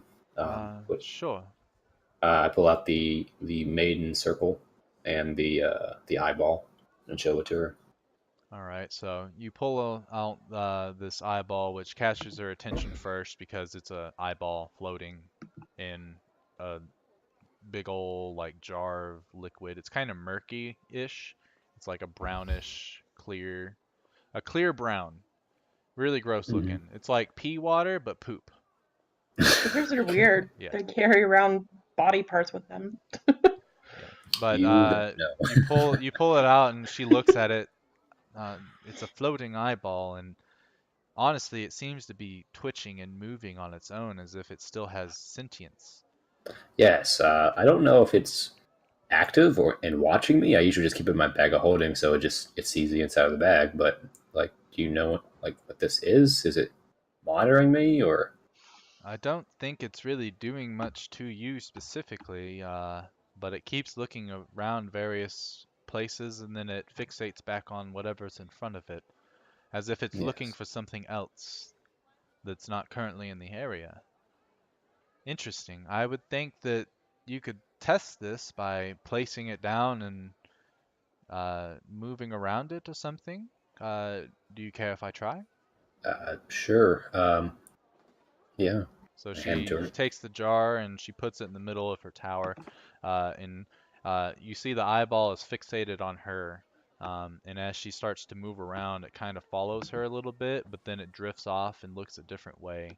But eventually it does come back to look at her as she starts walking around a circle once more. She gets behind you, and now that it's lost sight of her, it is looking at you. She comes back into the view, and it doesn't even glance over, and it continues looking at you. After she moves away from you for a little while, it starts to drift, looking in various directions before fixating back on you. That is very, very intriguing. I have really no idea what it is doing. I would Hmm. obviously need to do more complex tests to figure it out, and we just are not Don't allotted have the time. time, yes. Yes. But I definitely would like to see what it can do later. Yes, if we live. I also, at this point, pull out the scroll from the way back when in Ashenport. Okay. Hey, Reed Are Reed. we has in made it. session right now? Yes. Yeah. I am so sorry. No, You're you're good. good. Gotta get your I sleeps. figured you were sleeping, yeah. Because you There's a usually, combination of sleeping and forgetting and my alarm not going on. yeah, that'll that'll do It's it. all good. But yeah, you're good. So far, everybody's been kind of just doing their own like little thing, uh, around town. Because we started at 3 p.m. In Cragstorm, and as of right now, with the various things that everybody's been doing, it's getting close to about 6 p.m. So we're still on the day that you guys fought the spiders, by the way. Okay. So y'all haven't long rested at all. But anyway, Jeff, you hand that scroll to her and she looks at it. Oh, I have seen this in one location before. What will that be? The Tomb of Nagex. Oh, you've been there? I have. As a member of Bellowlight, we magic users were entrusted to go and try to find what was going on in her tomb to make sure it wasn't being trifled with by that cult. And we did see these magical writings in front of her crypt. We tried to erase them, but it didn't work. But Hmm. more than likely, this was the ritual used to bring her back from her banishment. I see. So if you don't mind, this is really crucial. Do you need this? I was just keeping it for safekeeping, because we found this in Ashenport. We stopped these old witch-like hags from turning any more people into soul jars and giving all that to Nagex. So, Yes, Morvia did give us his report. I do remember hearing about all that. I was just trying to figure out what it was. If you want it, yeah, sure. It is your property, so after Um, everything is all said and done, I will make a copy, oh, sure. so that Thank you you. can have Thank the you. original back. But for the time being, I will be going over my notes and trying to compare this circle to other various arcane etchings that I have found in the past. Can I make a copy real fast? I mean, if you have time, sure. No, you just hold on to it. It's fine. Just when you get the chance, just give it back. Yes, don't worry. As long as we're alive, you will get this back. Okay. And then I want to show her the soul jar from the forest. Okay, so you pull out the little soul jar, and she looks at it. Huh, it almost looks like this cursed being that I pulled from you just moments ago. But it's oddly different. It's not really got any facial expressions. It's kind of just a little wisp. And This where did you get was this one? seeing the forest you're not supposed to go to. Hmm. To the east, I believe. West. West. East is where you guys fought that Hydra. Okay. So we went to that forest, and apparently the reason why it was tainted is because the child of Nagex was buried there, Interesting. and this is the soul that we retrieved after we burned the body from this. Oh yeah, and I pull out that black thing. The black lead thing. I'm pretty sure I still have the casket. Or did we burn that? Oh, I thought I grabbed it. You mean the iron Yeah. lead box that was in there? Yeah. yeah. I thought y'all buried Didn't y'all bury it, or did you take it with you?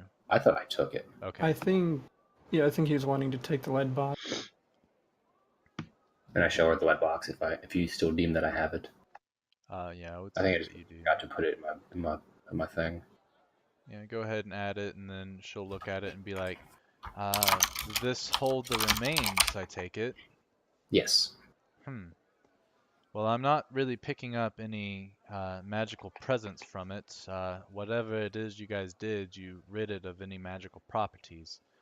But I can definitely tell you that this lead box is good enough in order to, if you want to make sure that magical means cannot find it, this would be what you would want to use. Okay. Then I put the eyeball in the lead box for now.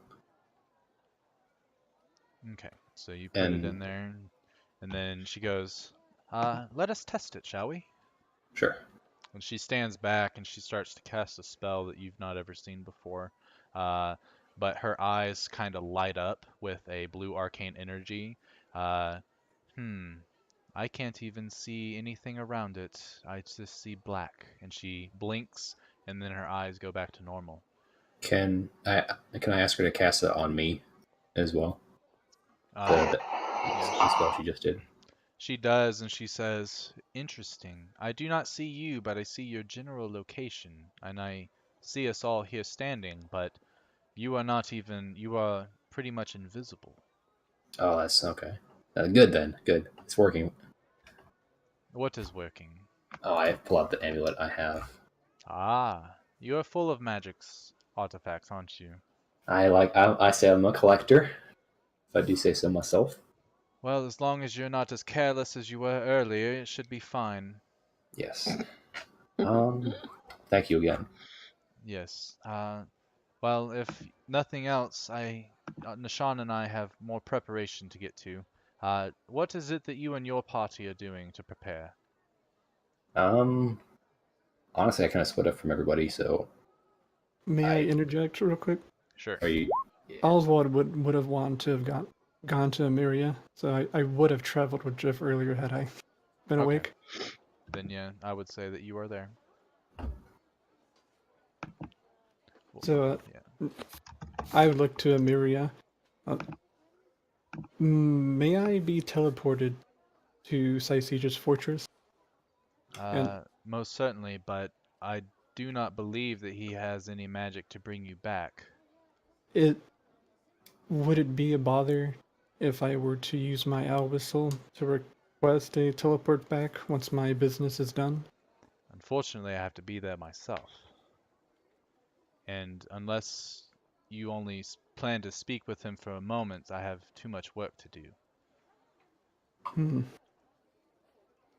I was hoping I could convince him of the urgency of the situation, since he is trying to rebuild his fortress, but if Cragstorm goes down, that would just make it worse for everyone alive.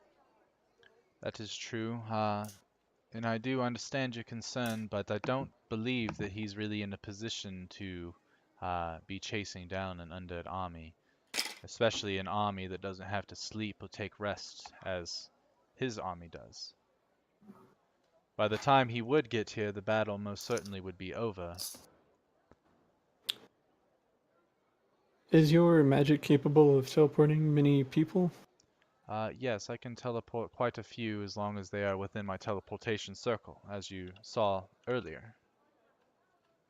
I was thinking if we could perhaps gather what elite units we can to at least somewhat bolster our defenses before they get here.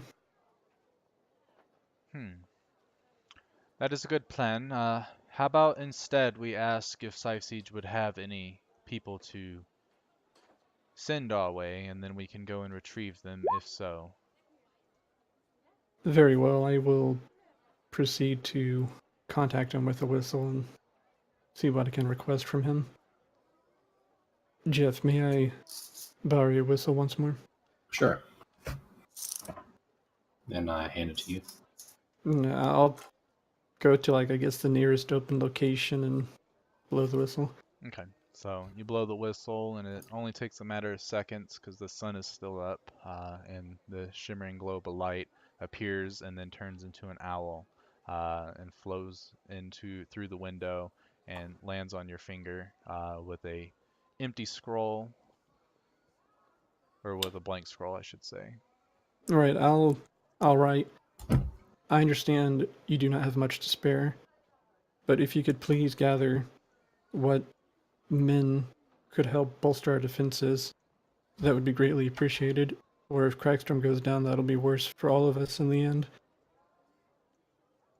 Okay. And I'll send it off. Okay. So you write that down, only takes you about 20, 30 seconds or so. Put it in, the owl floats away, goes up into the sky, turns into an orb, and blasts off at the speed of light. Prepare for trouble or prepare to fight, whatever. I don't remember the Team Rocket logo. Anyway. Oh, yeah. Oh, sorry. I would mention, like, let him know that's going to be because we're teleporting. That way he knows to gather them Okay, yeah. wherever the circle would have been. Okay. So, yeah, you send that, and then she, let's see. What was Jeff asking before? Was he asking anything, or? No, Wait. but there's one more thing I wanted to ask. I didn't ask yet. Since she's a member of Bella Light, have we tried contacting any other members to come help us, or? I have sent out a few requests, and I have not heard replies yet. More than likely, Okay. they are too busy with what they are currently assigned. Understood. That's all I had. Okay. And then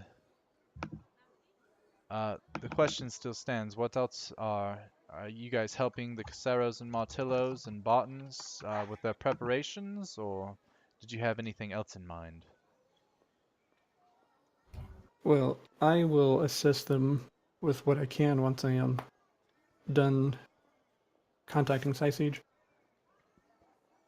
Very good. I'm sure And, any aid would be of the utmost appreciation. And Brady? Yes. sorry. Oh, sorry. You're good. Yeah, go ahead. No, you can go. Siege had mentioned that majority of the undead army is melee, so it would be best if we could spread word and try to maximize our ranged capability when fighting them.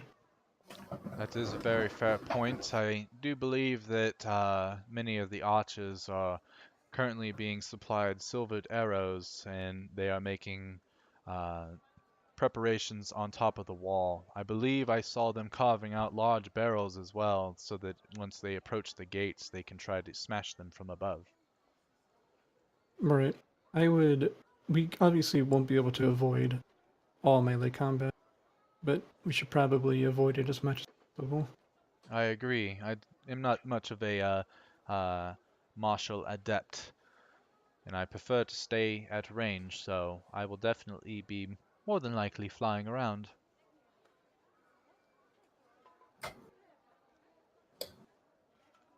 Brady, you said earlier that so I can make scrolls, like fireball scrolls.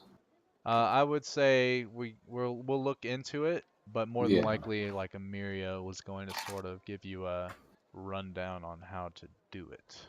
Okay, But because it I would it would didn't. take a while since it would be your very first one. You wouldn't be able to complete it before the battle. Okay, yeah, I just didn't know that was a thing I could do. Yeah. But, I'll just ask her if we have. It's kind of like the crafting rules. Like it takes a set of various roles and various days because you got to spend hours doing it. It's kind of like when you Mhm. copy a scroll to your book, like you have to Yes. practice it and stuff. So this you have to sort of practice the uh, calligraphy and stuff like that, as well as be able to spend the material components to make the scroll. Okay. Also, when I look at Amelia, what do I see? Like, what kind of person? She's an elf. Uh, Okay. Blonde hair, pointy ears, green eyes. Um, She looks fairly young, but she's definitely wise beyond her years. I want to ask Amelia, was she around when the Gex was in power? No, that was way before my time. Okay. Um, I asked her, did she meet Nietzsche recently? I have seen Nietzsche, yes. Okay, good, because he helped us out greatly in the Yeah. forest, but we weren't sure if he ever made up with you, make contact with you. Yes, he did, because I have met with him in the past, and he came back asking about various corruption, and that is when I guess he went to the forest. It was well before you guys even came into town. Okay. Yeah, he helped us stop that corruption in the forest, and just said he was meeting with you. So Hmm. he said he helped him, or he helped you long ago. Yes, it was probably when I was a young wizard, still learning, and he pretty much saved me from a beast that I was not able to fell in combat. Okay, well, it's a good ally to have. Oh Seemed very yes, knowledgeable. and he makes some really good honey. Yes, he gave us some berries. They were quite good. Oh, the good berries are quite good. Are you able to contact him, or is it simply when he shows and you'll meet? Well, I never actually asked because I never thought that I would need to contact him, but as of right now, I do wish I had a way. Mm, you perhaps could make a useful ally. Should he still be around and sense the evil approaching? Yes, more than likely, I've noticed that Nietzsche has a knack of showing up where he's needed. It's kind of neat. Oh, I Speaking would of neat, ask. real quick, Right. I A have to neat use the feature. bathroom real Right. quick. Okay, I've been holding this for a while. I can't hold it no more. I'll be right back. I'll go to the bathroom too. Everybody take 5. All I right, time just to get got some more here. milk.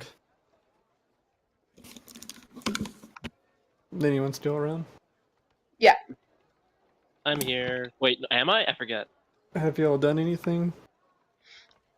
Jeff got cursed, and it was hilarious. What did he do this time? It was one of the items that he picked up from one of the dead body that you guys found in the sewer, Right. and it made it so women couldn't understand him, Oh, he and played with so that one. Damn.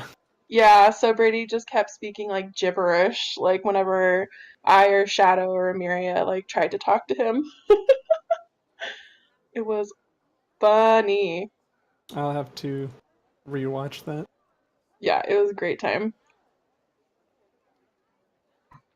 But yeah, I work from 7 p.m. to 7 a.m. So I was Oh, sleeping 12-hour shift. with my phone alarm not going off. Oh, got it. Interesting. So, tell me more about your character. So my character came from the east. You know him as a member of Bella Light that Siege had joined the party. He's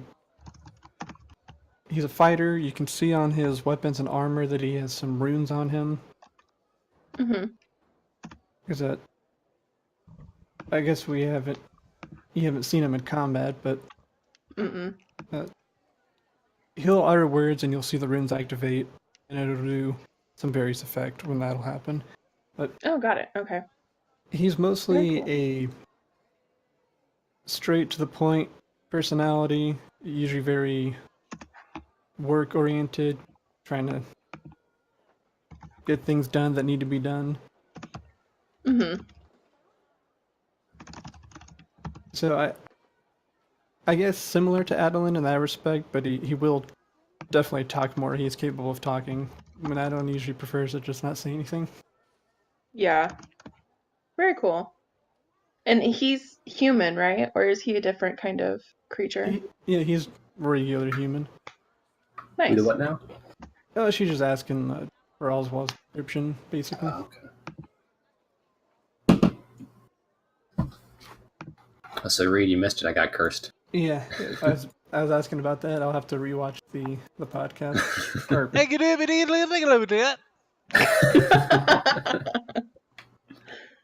That's what he sounded like to all female ears. Yes. And that's how he wrote to all females when they read his Yes. writing. oh, I was actually thinking of that as like a loophole, but you covered that. I almost, he's like, I point that way, and I was like, she sees your finger all fucked up, and, but that didn't happen. But yeah, it was quite Well, I funny. mean, at that point, since we are male party members, he could just be like, "Hey, I need you to tell this to so and so." That's pretty much what happened. Hoping we're not going to be a did prick that, and I just did totally say something else on purpose. Are we doing things now? I think everyone's back, yeah, so, Oh, Like a we really will bad game of continue. telephone. I have one more question for me. Amiria. Amiria, sorry. Go for it. So down in the old Cragstorm, we saw this teleportation circle. Do you know anything about that, or is that new to you? That is news to me. The way teleportation circle work is almost as if attuning to certain items, you have to attune to the circle itself in order to understand its arcane gateways. If you do not attune to it, then you will not be able to teleport there via the circle, but you could still use the spell and hopefully teleport elsewhere, but chances are very, very slim, and more than likely it will go bad and you could die. So it's inaccurate, is what you're saying. Correct. Okay. I feel like we should be worrying about that teleportation network down there.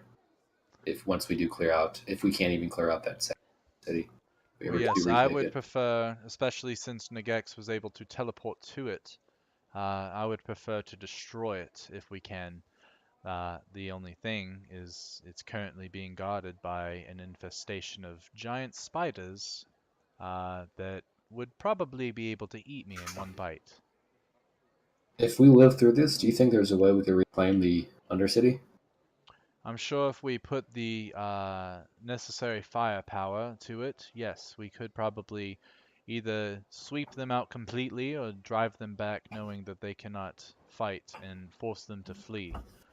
Although we Okay. have little information of what all is connected. Are there various tunnel entrances and exits? Can they escape through various other tunnels that lead to the sewers? There's Okay. lots of different questions that we do not have the answers to. We might need to spread the message for all troops cannot be on the ground level, as there are too many ways for enemies to approach. Yes, currently the Casera family is trapping many of the safe portions of the sewers, especially the parts that are easy to escape from. So if their traps do spring, the people in the local area would know of it and be prepared. So ambush should not be an issue, but ground forces, more than likely, we will be attacked from the outside and the in. Okay. Right. With her ability to teleport, the undead will be coming with the spiders more than likely, as well. That is true, or they'll attack us on many fronts at one time to try to confuse us.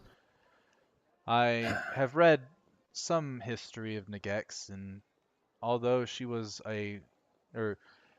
not only just a great wizard, but she was a great tactician as well. I do not believe she is leading this attack, more commanded someone else to do it, so we must hope that they fall short on her intelligence. Were we told that about the doctor? I could have sworn we were talking to someone that mentioned the. Dr. Belladura, you heard Yes. the name, but you don't know who he is. Well, I think Saisi wrote that in a note that they were being led by him, or at least that entity.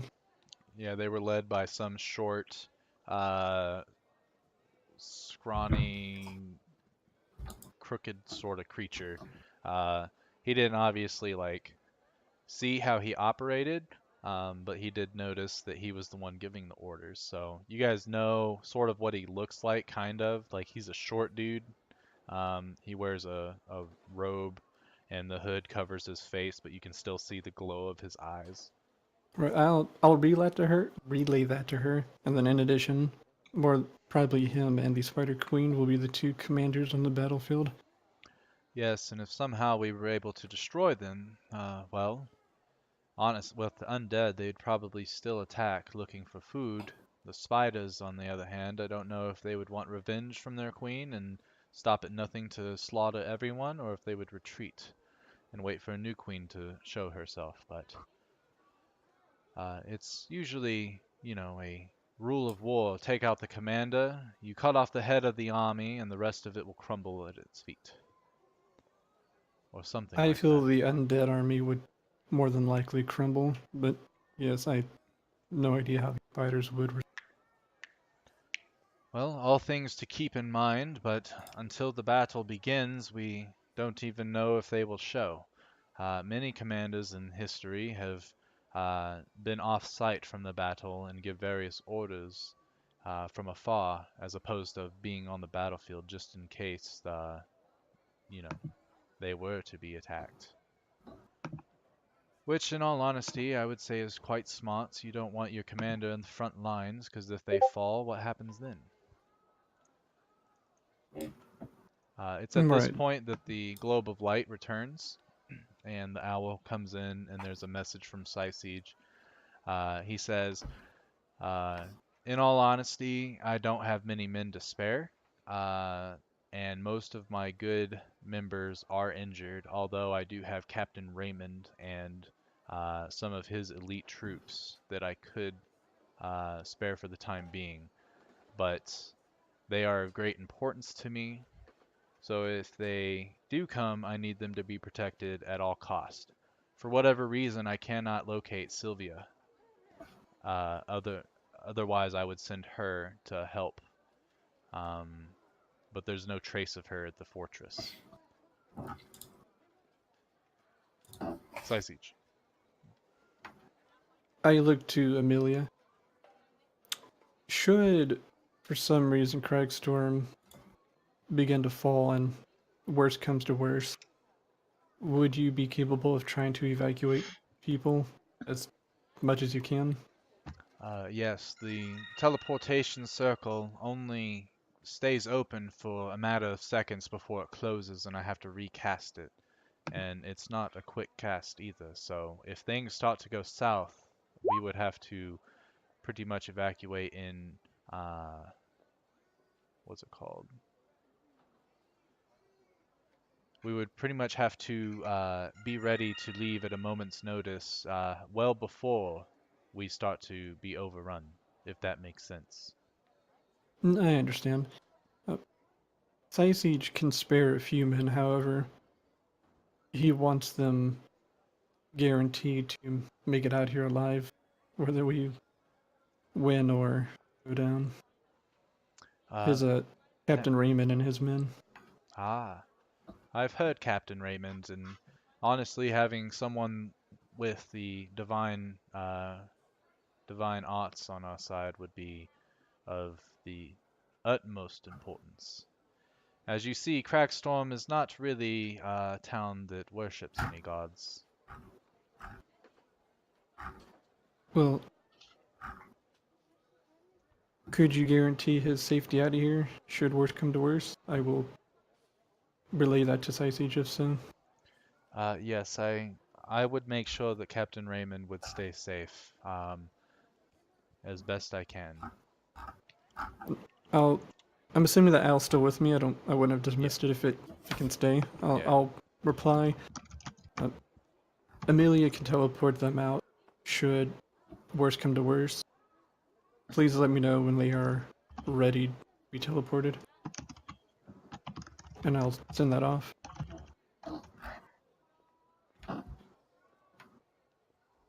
Oh, Kirsten, that red bar is your health bar. So, Oh, okay. yeah, the more full it is, the more HPs you have. But I track health when you take damage and stuff by using that green thing to the side of it, as opposed to deducting, just because it's easier to add than subtract. Okay, so I can only see mine then? Yeah, you shouldn't be able to Okay, see got it. anyone else's. Got it. I just Just- wasn't sure if it was only me that had the red bar or not. You can add and subtract to the current HP if you just want to do Well, that yeah. to the HP from now on. You know about it now. Yeah, that is true. We'll see. Do you guys like seeing the bar depleted? Does that make it easier in combat to know, oh shit, I'm about to die? Um, Either way. I mean, I guess is a better visual representation, but I always kind of like to pay attention to my health. So Okay. Yeah, Yeah, I can start I'm just used to watching using. May. Either way works for me as well. Dope. Yeah, I'll just start adding and subtracting then from the red bar. Um. Okay, so you send that. It flies off, and then. All right. So yeah, Captain Raymond. I feel like that would be really good to have. Especially because hopefully he'd be able to sort of bestow some sort of blessings on our people, maybe making uh, our attacks against the undead even stronger.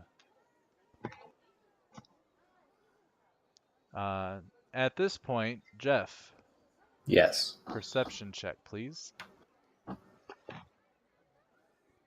let me find my stats and click that perception roll. What did I roll? Can I lucky that? Yeah, you can lucky it. I want to keep the first one. So you don't really like see where this is coming from, but you can hear someone's trying to contact you in your head. Can I what can I make out? You can't.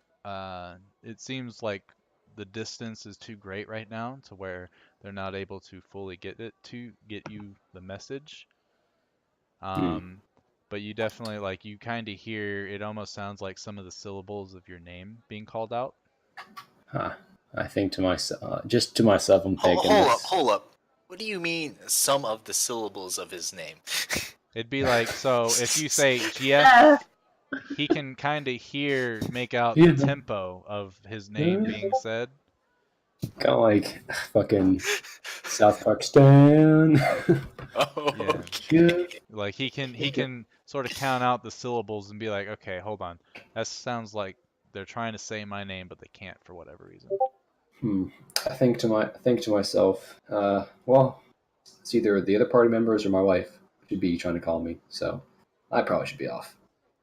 You know, and then I thank Amiria again, and I look to Demi and Oswald and say, I'm gonna head back to the tavern now. Sounds good. Let's go. Very well.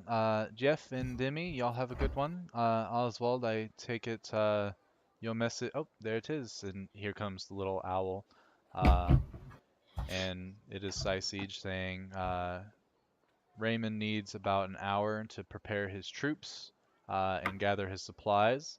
Um, I will contact Amiria directly and let her know when Siege. I'll have read that out loud. Yeah. She could have heard it. Very good. In an hour, I guess he'll contact me, which gives me an hour to go ahead and prepare what I need. And she starts gathering some vials and different material components that she needs for this spell.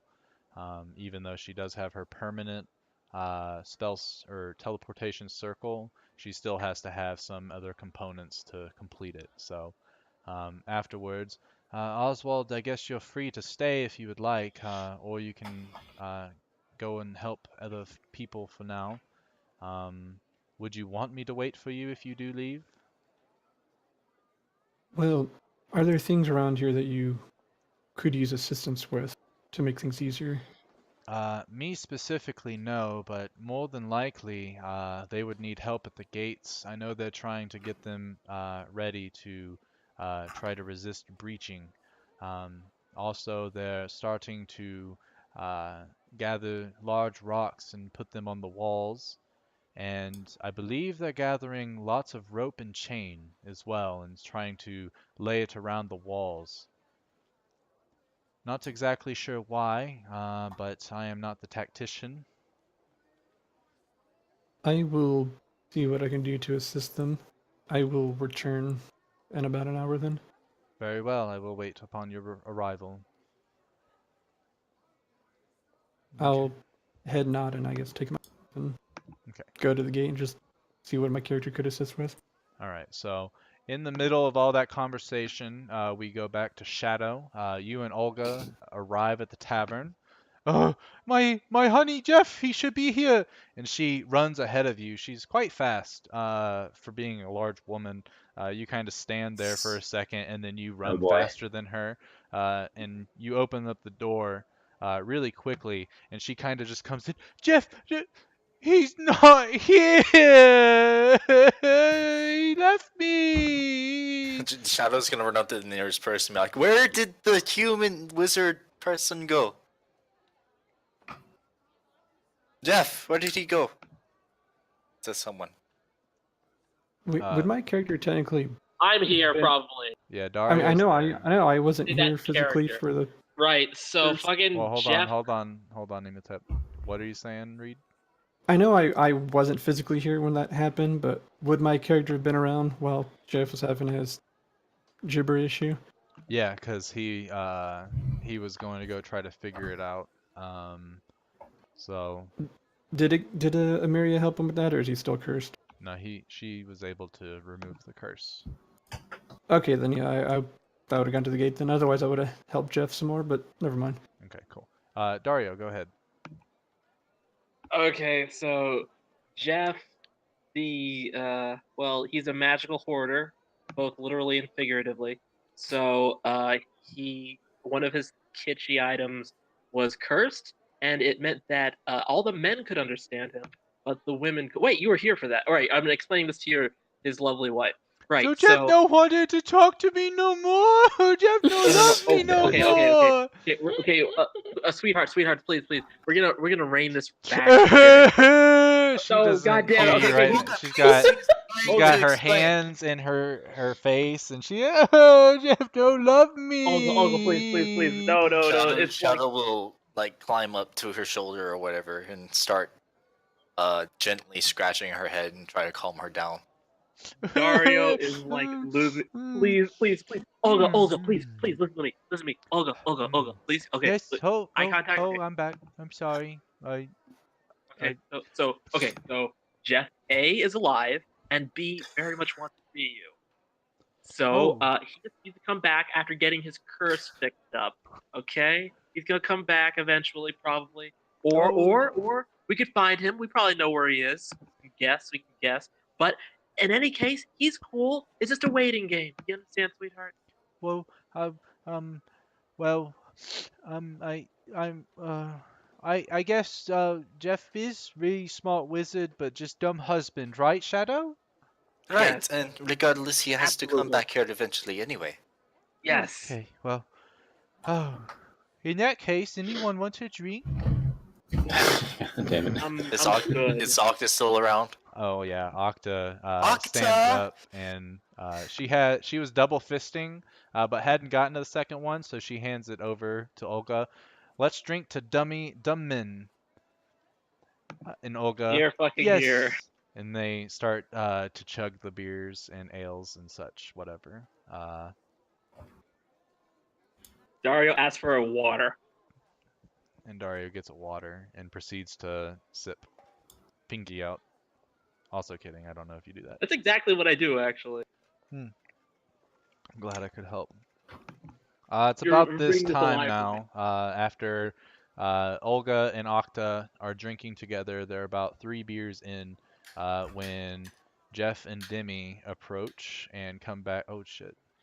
Come back inside of the tavern. I don't know why it makes me ping every time I move a token. It's upsetting. You also squished the token.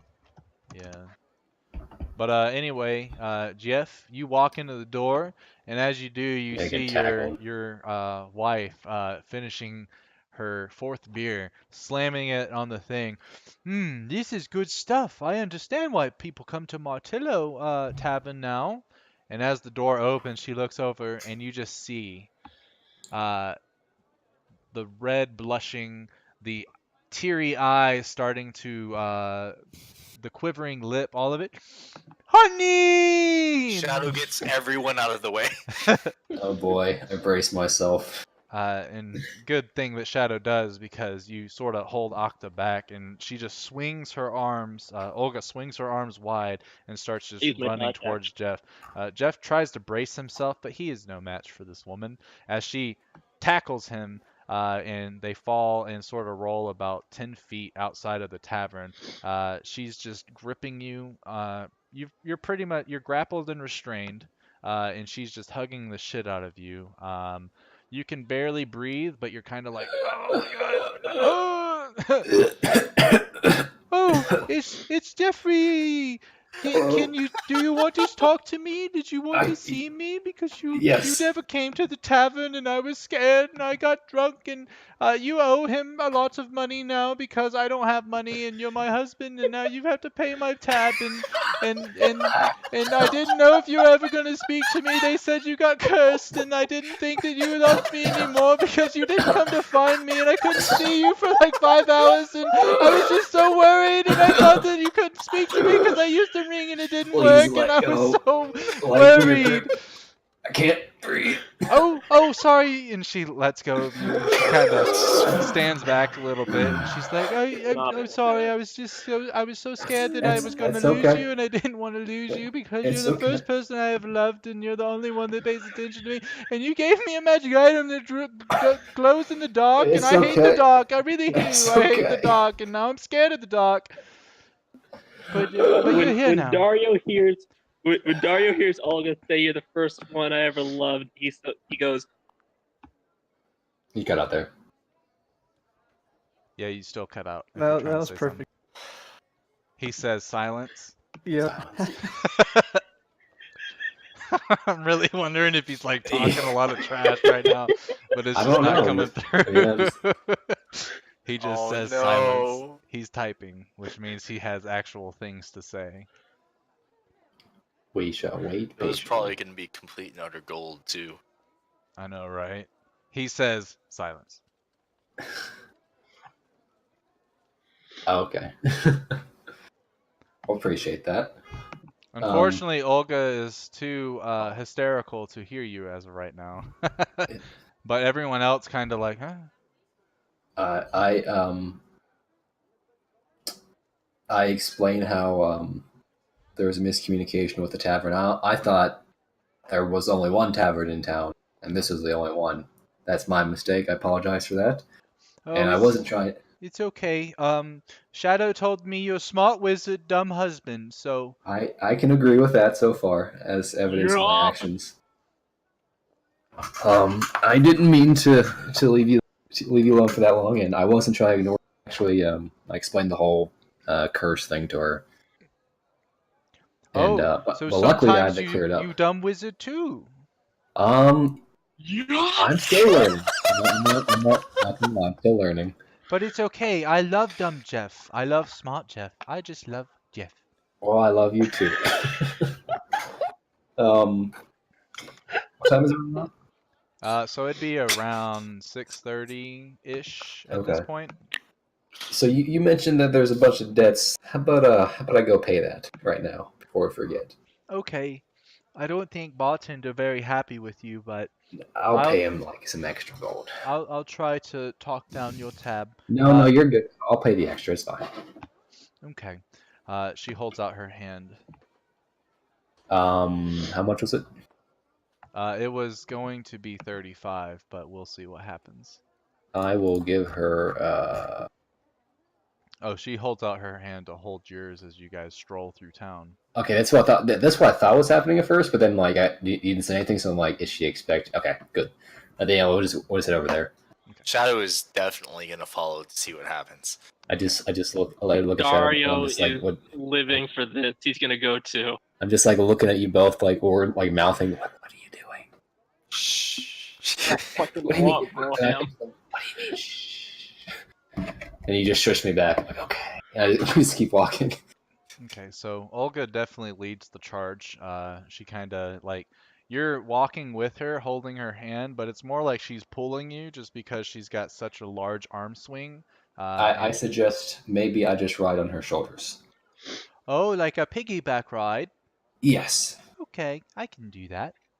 and then she picks you up and puts you, whee, and starts to spin really fast while you're up there, and it's actually really fast. You kind of get dizzy, and you don't really like it.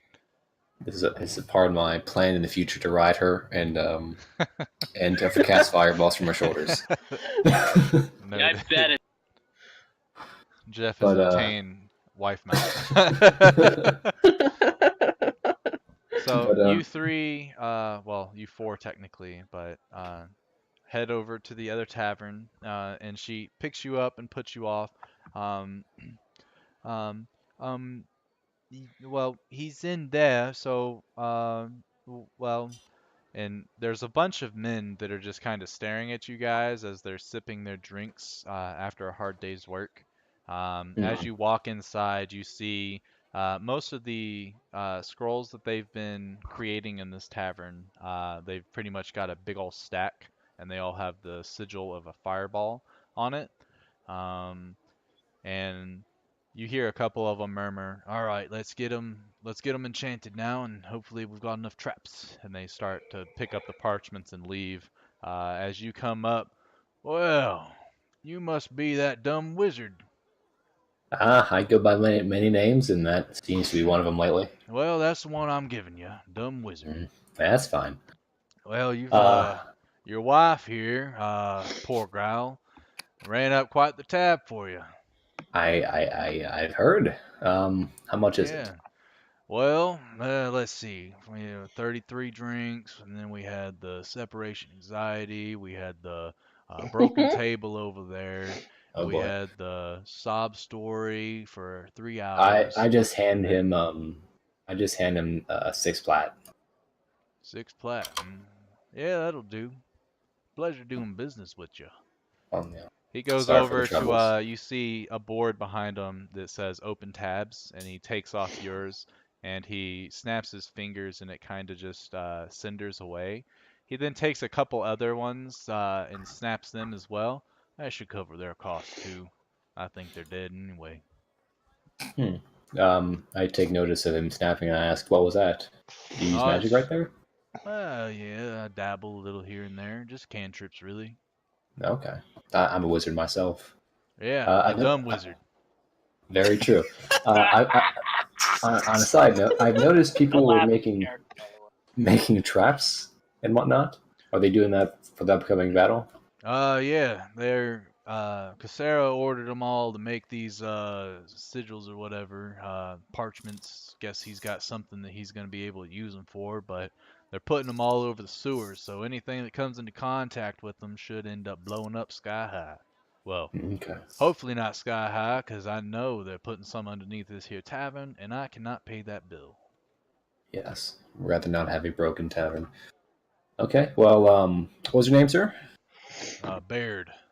Well, thank you, Baird, for taking care of the drinks and whatnot. My Well, tab. you're Thank the you. one who took care of them. Oh. In all honesty, you know, you can have your wife come in here anytime. He smiles and he gives a wink to her, and she's like, "Oh, thank you, Baird." Well, that's about it. All I have here to do. Be on my way. How? Y'all have a good one now. And then You he too, stay starts safe. starting to clean various mugs and such as y'all leave. Olga looks over. Um, does Jeff have lots of stuff he has to do for upcoming battle? What does he want Olga to do? I don't really have anything besides rest up. Olga, I look over. Yeah. Shadow believes that you should help Jeff get a really good night's sleep. Oh boy. Oh, Oh boy. a good Oh night's my sleep. God, Oh, God. Shadow. You are the Jeff will best. definitely be needing his rest for the upcoming battle so that he can sling his spells, so to speak. I just look at Shadow with this like, what the fuck are you Definitely doing? make Look. sure he sleeps throughout the night. Such a Okay, good wing. he does owe me a lot of time. This And is true. I look very nervous true. as I look back between both of them very fast. Oh god. You should definitely take everything that you can get. Okay. Thanks for that bit of advice. Let's be on our way now. There's this like Okay. shit-eating grin on Shadow's face. And I'm just like, what? The look There's on a- Dario's face is one of pure joy. There's a grin on Olga's face too as she starts to lead you towards the bordello where y'all met. No, wait. Let's go back to the tavern. But I have a my room bed there. is more comfy. I guarantee it. I explain how I'm very close to death. Oh, don't worry. I'll heal you right up. And she Oh, smooches boy. you on the cheek. I don't have a choice, do I? And I am. You owe me cuddle time. Oh You boy! really do, Chef. Please. You are I just currently think in to debt. Shadow alone. Why are you doing this? And she continues to lead you off. I feel like she's dragging me at this point. Correct. Okay. So, if you're going to try to get away, let me know. No. I'm going with. It's just I'm like, oh god, Oh, I'm not ready. Please So- try to get away. At this point, you'll end up just fading to black and waking up the next morning. Jeff is done. Okay. Jeff does get a long rest, but Jeff is I'm still- currently preoccupied for the rest of the night. Okay. Before I leave, actually, no, I don't have a thing. I just think to them, if anything happens, just come get me. Yeah. We'll be wrapping up the session here in the next 10 minutes or so. Because Okay. I know, Reed, you gotta leave for work soon, right? Well, I can still be around for about 30 minutes. Yeah. Okay. Okay, so, Oswald, where were you headed again? You were just gonna go and help out with the She was gate? talking about how they were fortifying the gate, so I was heading to help with that, Okay, and so, then would have returned by an hour. yeah, so, you go over to the gate and you're watching as they've got, these nice, large, pieces of lumber, and they're currently getting, like, they've got one side of the gate closed. They've got various boulders at the base of it to sort of hold it in place, and then they're currently getting these big ass timbers to sort of wedge in between the ground and the gate to make sure that they can't just bust in. Um, the other side of the gate is open. You watch as a lot of the people are sort of starting to funnel out now at this point, as they're starting to get the caravans ready to make way. They're going to try to ride in the night, hoping it's a little safer, as well as to get as far away from Cragstorm as they can with all these common folk. So you start helping with heaving and hoeing all of the timber and boulders around. You do this for probably about 35-40 minutes before it's time for you to roll back to Amiria's. And they all seem to be very pleased with how strong you are. Also kidding. But you definitely made it a lot easier for them in these preparations. Because even though there's a lot of young strapping men, they're not all like well trained in combat as you are. They don't have the experience and the strength that Oswald possesses. So you definitely made their work easier, and you completed a good portion of their checklists. You then return back to Amiria's tower, and as you go up the spiral staircase and open the door, she's currently in the middle of casting the spell. And she looks up for a moment and says, "I'm almost done. Once the portal opens, be ready to go." Very well, and I'll approach as close as I can without interfering. Okay, so just about like 5 feet away, and she holds her hand out, and a shimmering blue portal appears. Go! And then Oswald runs through, and as he goes through the portal, Emiria follows. And you two both are instantly teleported to Sycege's fortress, which the smell that encompasses your nose as you come through. You smell quite a few different stenches. You smell rotting flesh. You smell burning flesh. You smell some sort of like sulfuric gas or something like that, as well as ashes and burning and charred wood, stuff like that. You can smell blood. Like all of these things are hitting your senses all at once, and it just kind of takes you back just a moment as you were not prepared for this. You look around, and portions of the ceiling are gone. You see like big boulders like just sitting in this room that you're currently in. It's not the quote unquote throne room that Sycege usually has like his various lieutenants and captains come in for orders, but it's a room that's kind of connected to it and open. You have seen this room before. You did know that this teleportation circle existed. As you walk out, you see Siege is currently setting up like a really dinky table as his sort of command center, and he's got a map placed out. And currently, people are coming up and they are all sort of jotting down damages on the map, like this wall portion of the wall is destroyed. These houses were completely destroyed and ransacked, whatever. And he's just kind of looking over it, and he's like, "Oh man, it's way worse than I thought." He hears y'all's footsteps and he turns around. Ah, Oswald, Amiria, it's been quite some time. Damage is worse than you expected. Yes, way worse. In fact, most of the wall has big holes in it, so that'll take quite a few weeks to patch up to where we're ready for some sort of invasion like that again. Many of the buildings have been utterly destroyed and collapsed, so that'll take a long time to get all the debris and rubble out and rebuild. Many of the weapon caches have been ransacked, and everything from daggers to letter openers have been taken. They definitely cleaned this place out. They also set fire to that library, which, in all honesty, was kind of an eyesore, but I did appreciate the knowledge that it did or did keep. Think of the children. The men that survived, did they offer any insight as to how the army attacked, or was it mostly brute force? Unfortunately, any man that did survive is completely insane.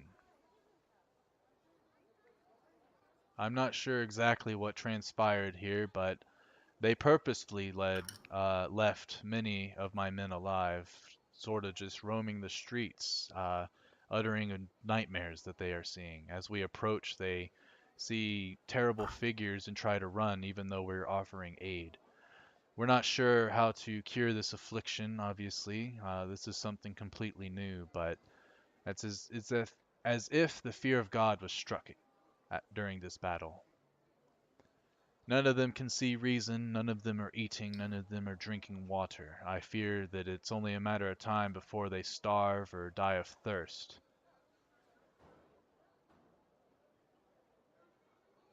Have you attempted to force feed a few of them to try to keep them in a decent condition?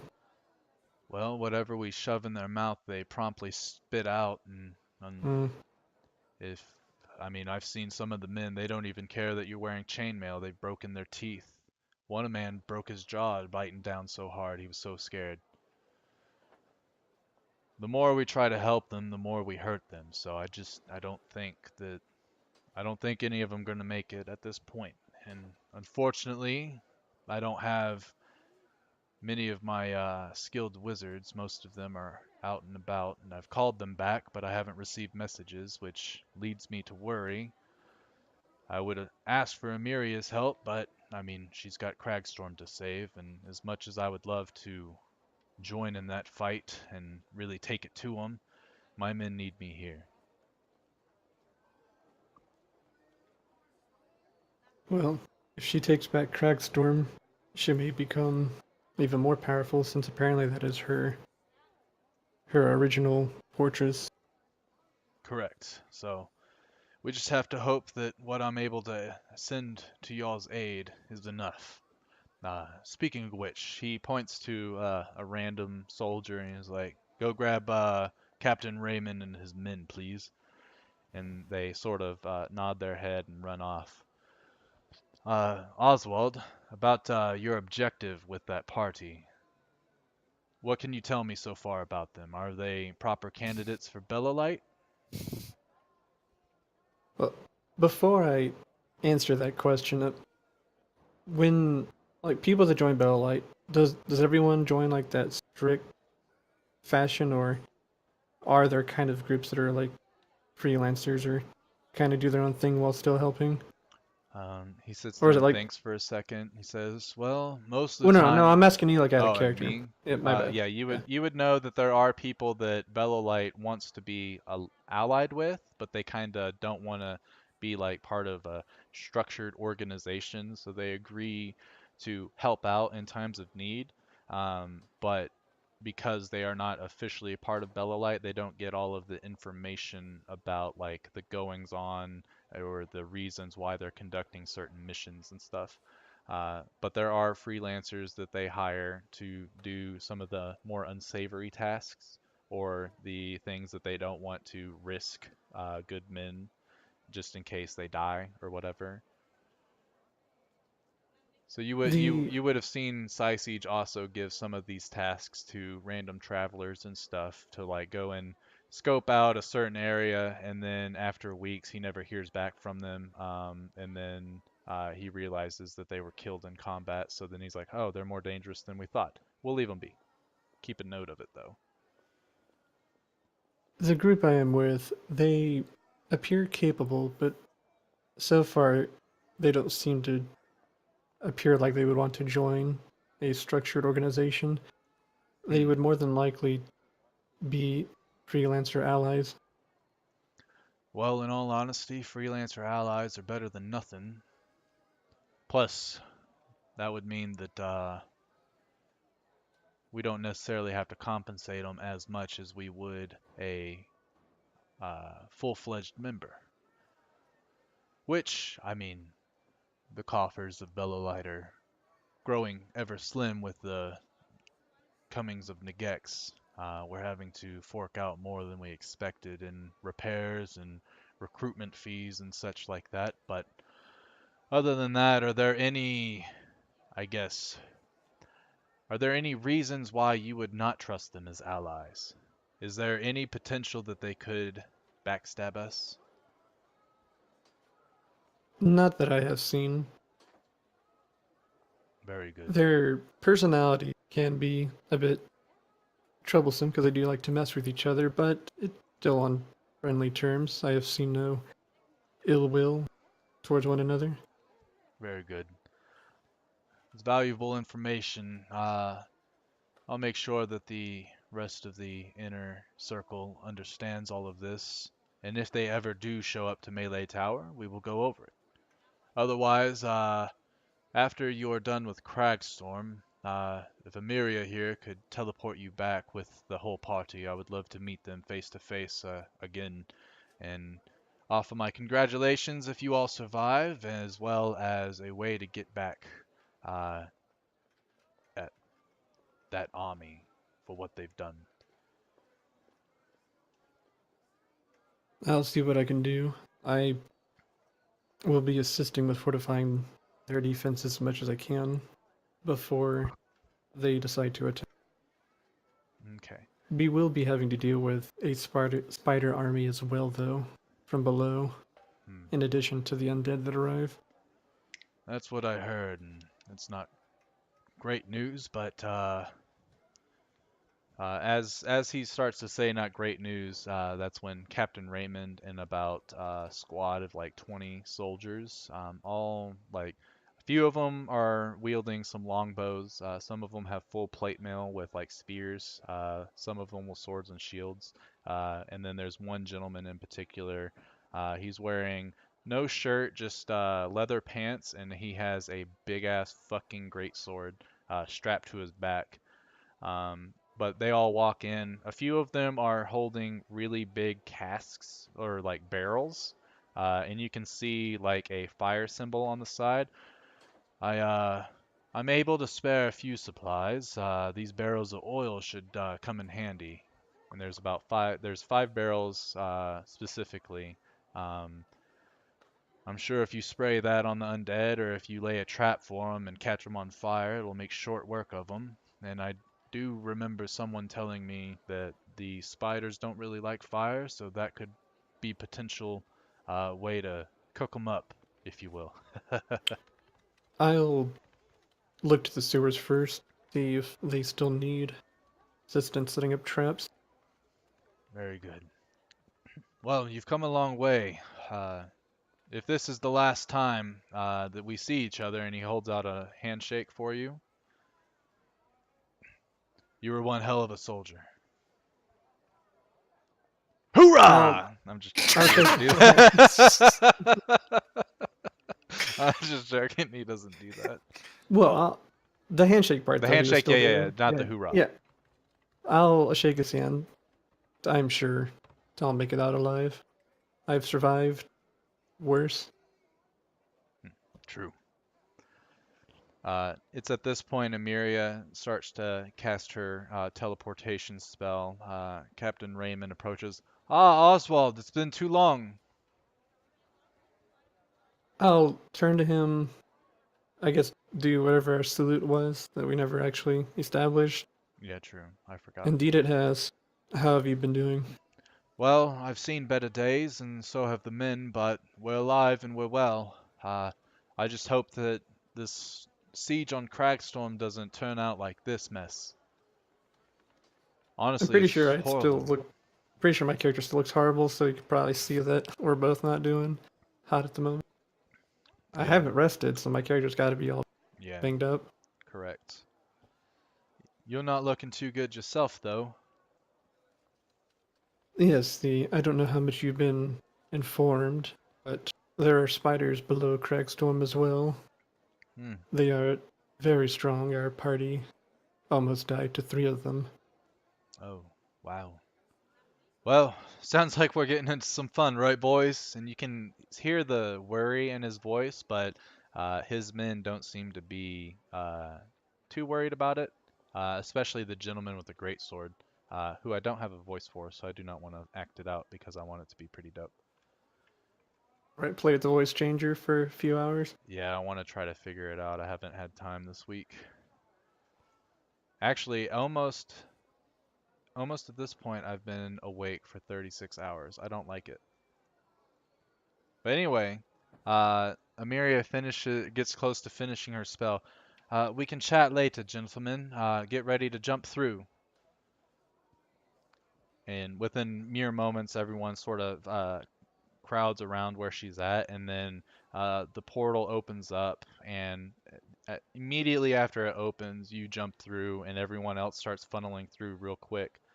And in a flash, you are all back in Amiria's tower. It's quite crowded because now there's 23 people hanging out in here. Uh, but she quickly points to the door, and the men start to funnel out. You hear as everybody's starting to walk down the stairs. You can hear, "Halt! Who goes there?" And you hear Amiria, "Don't worry, they're with me. I brought them here to help with the battle that's coming. Uh, sorry, Grand Wizard. Protocols. Back to your post, men." And then she kind of chuckles a little bit. Gods are quite dumb around here, but well, it's a wonder that no one's ever broken into the palace before. I look to Raymond. Are you familiar with Cragstorm? I've heard stories, mostly from what Amiria's told me, but otherwise, no. I've been meaning to visit, but Siege keeps me pretty busy.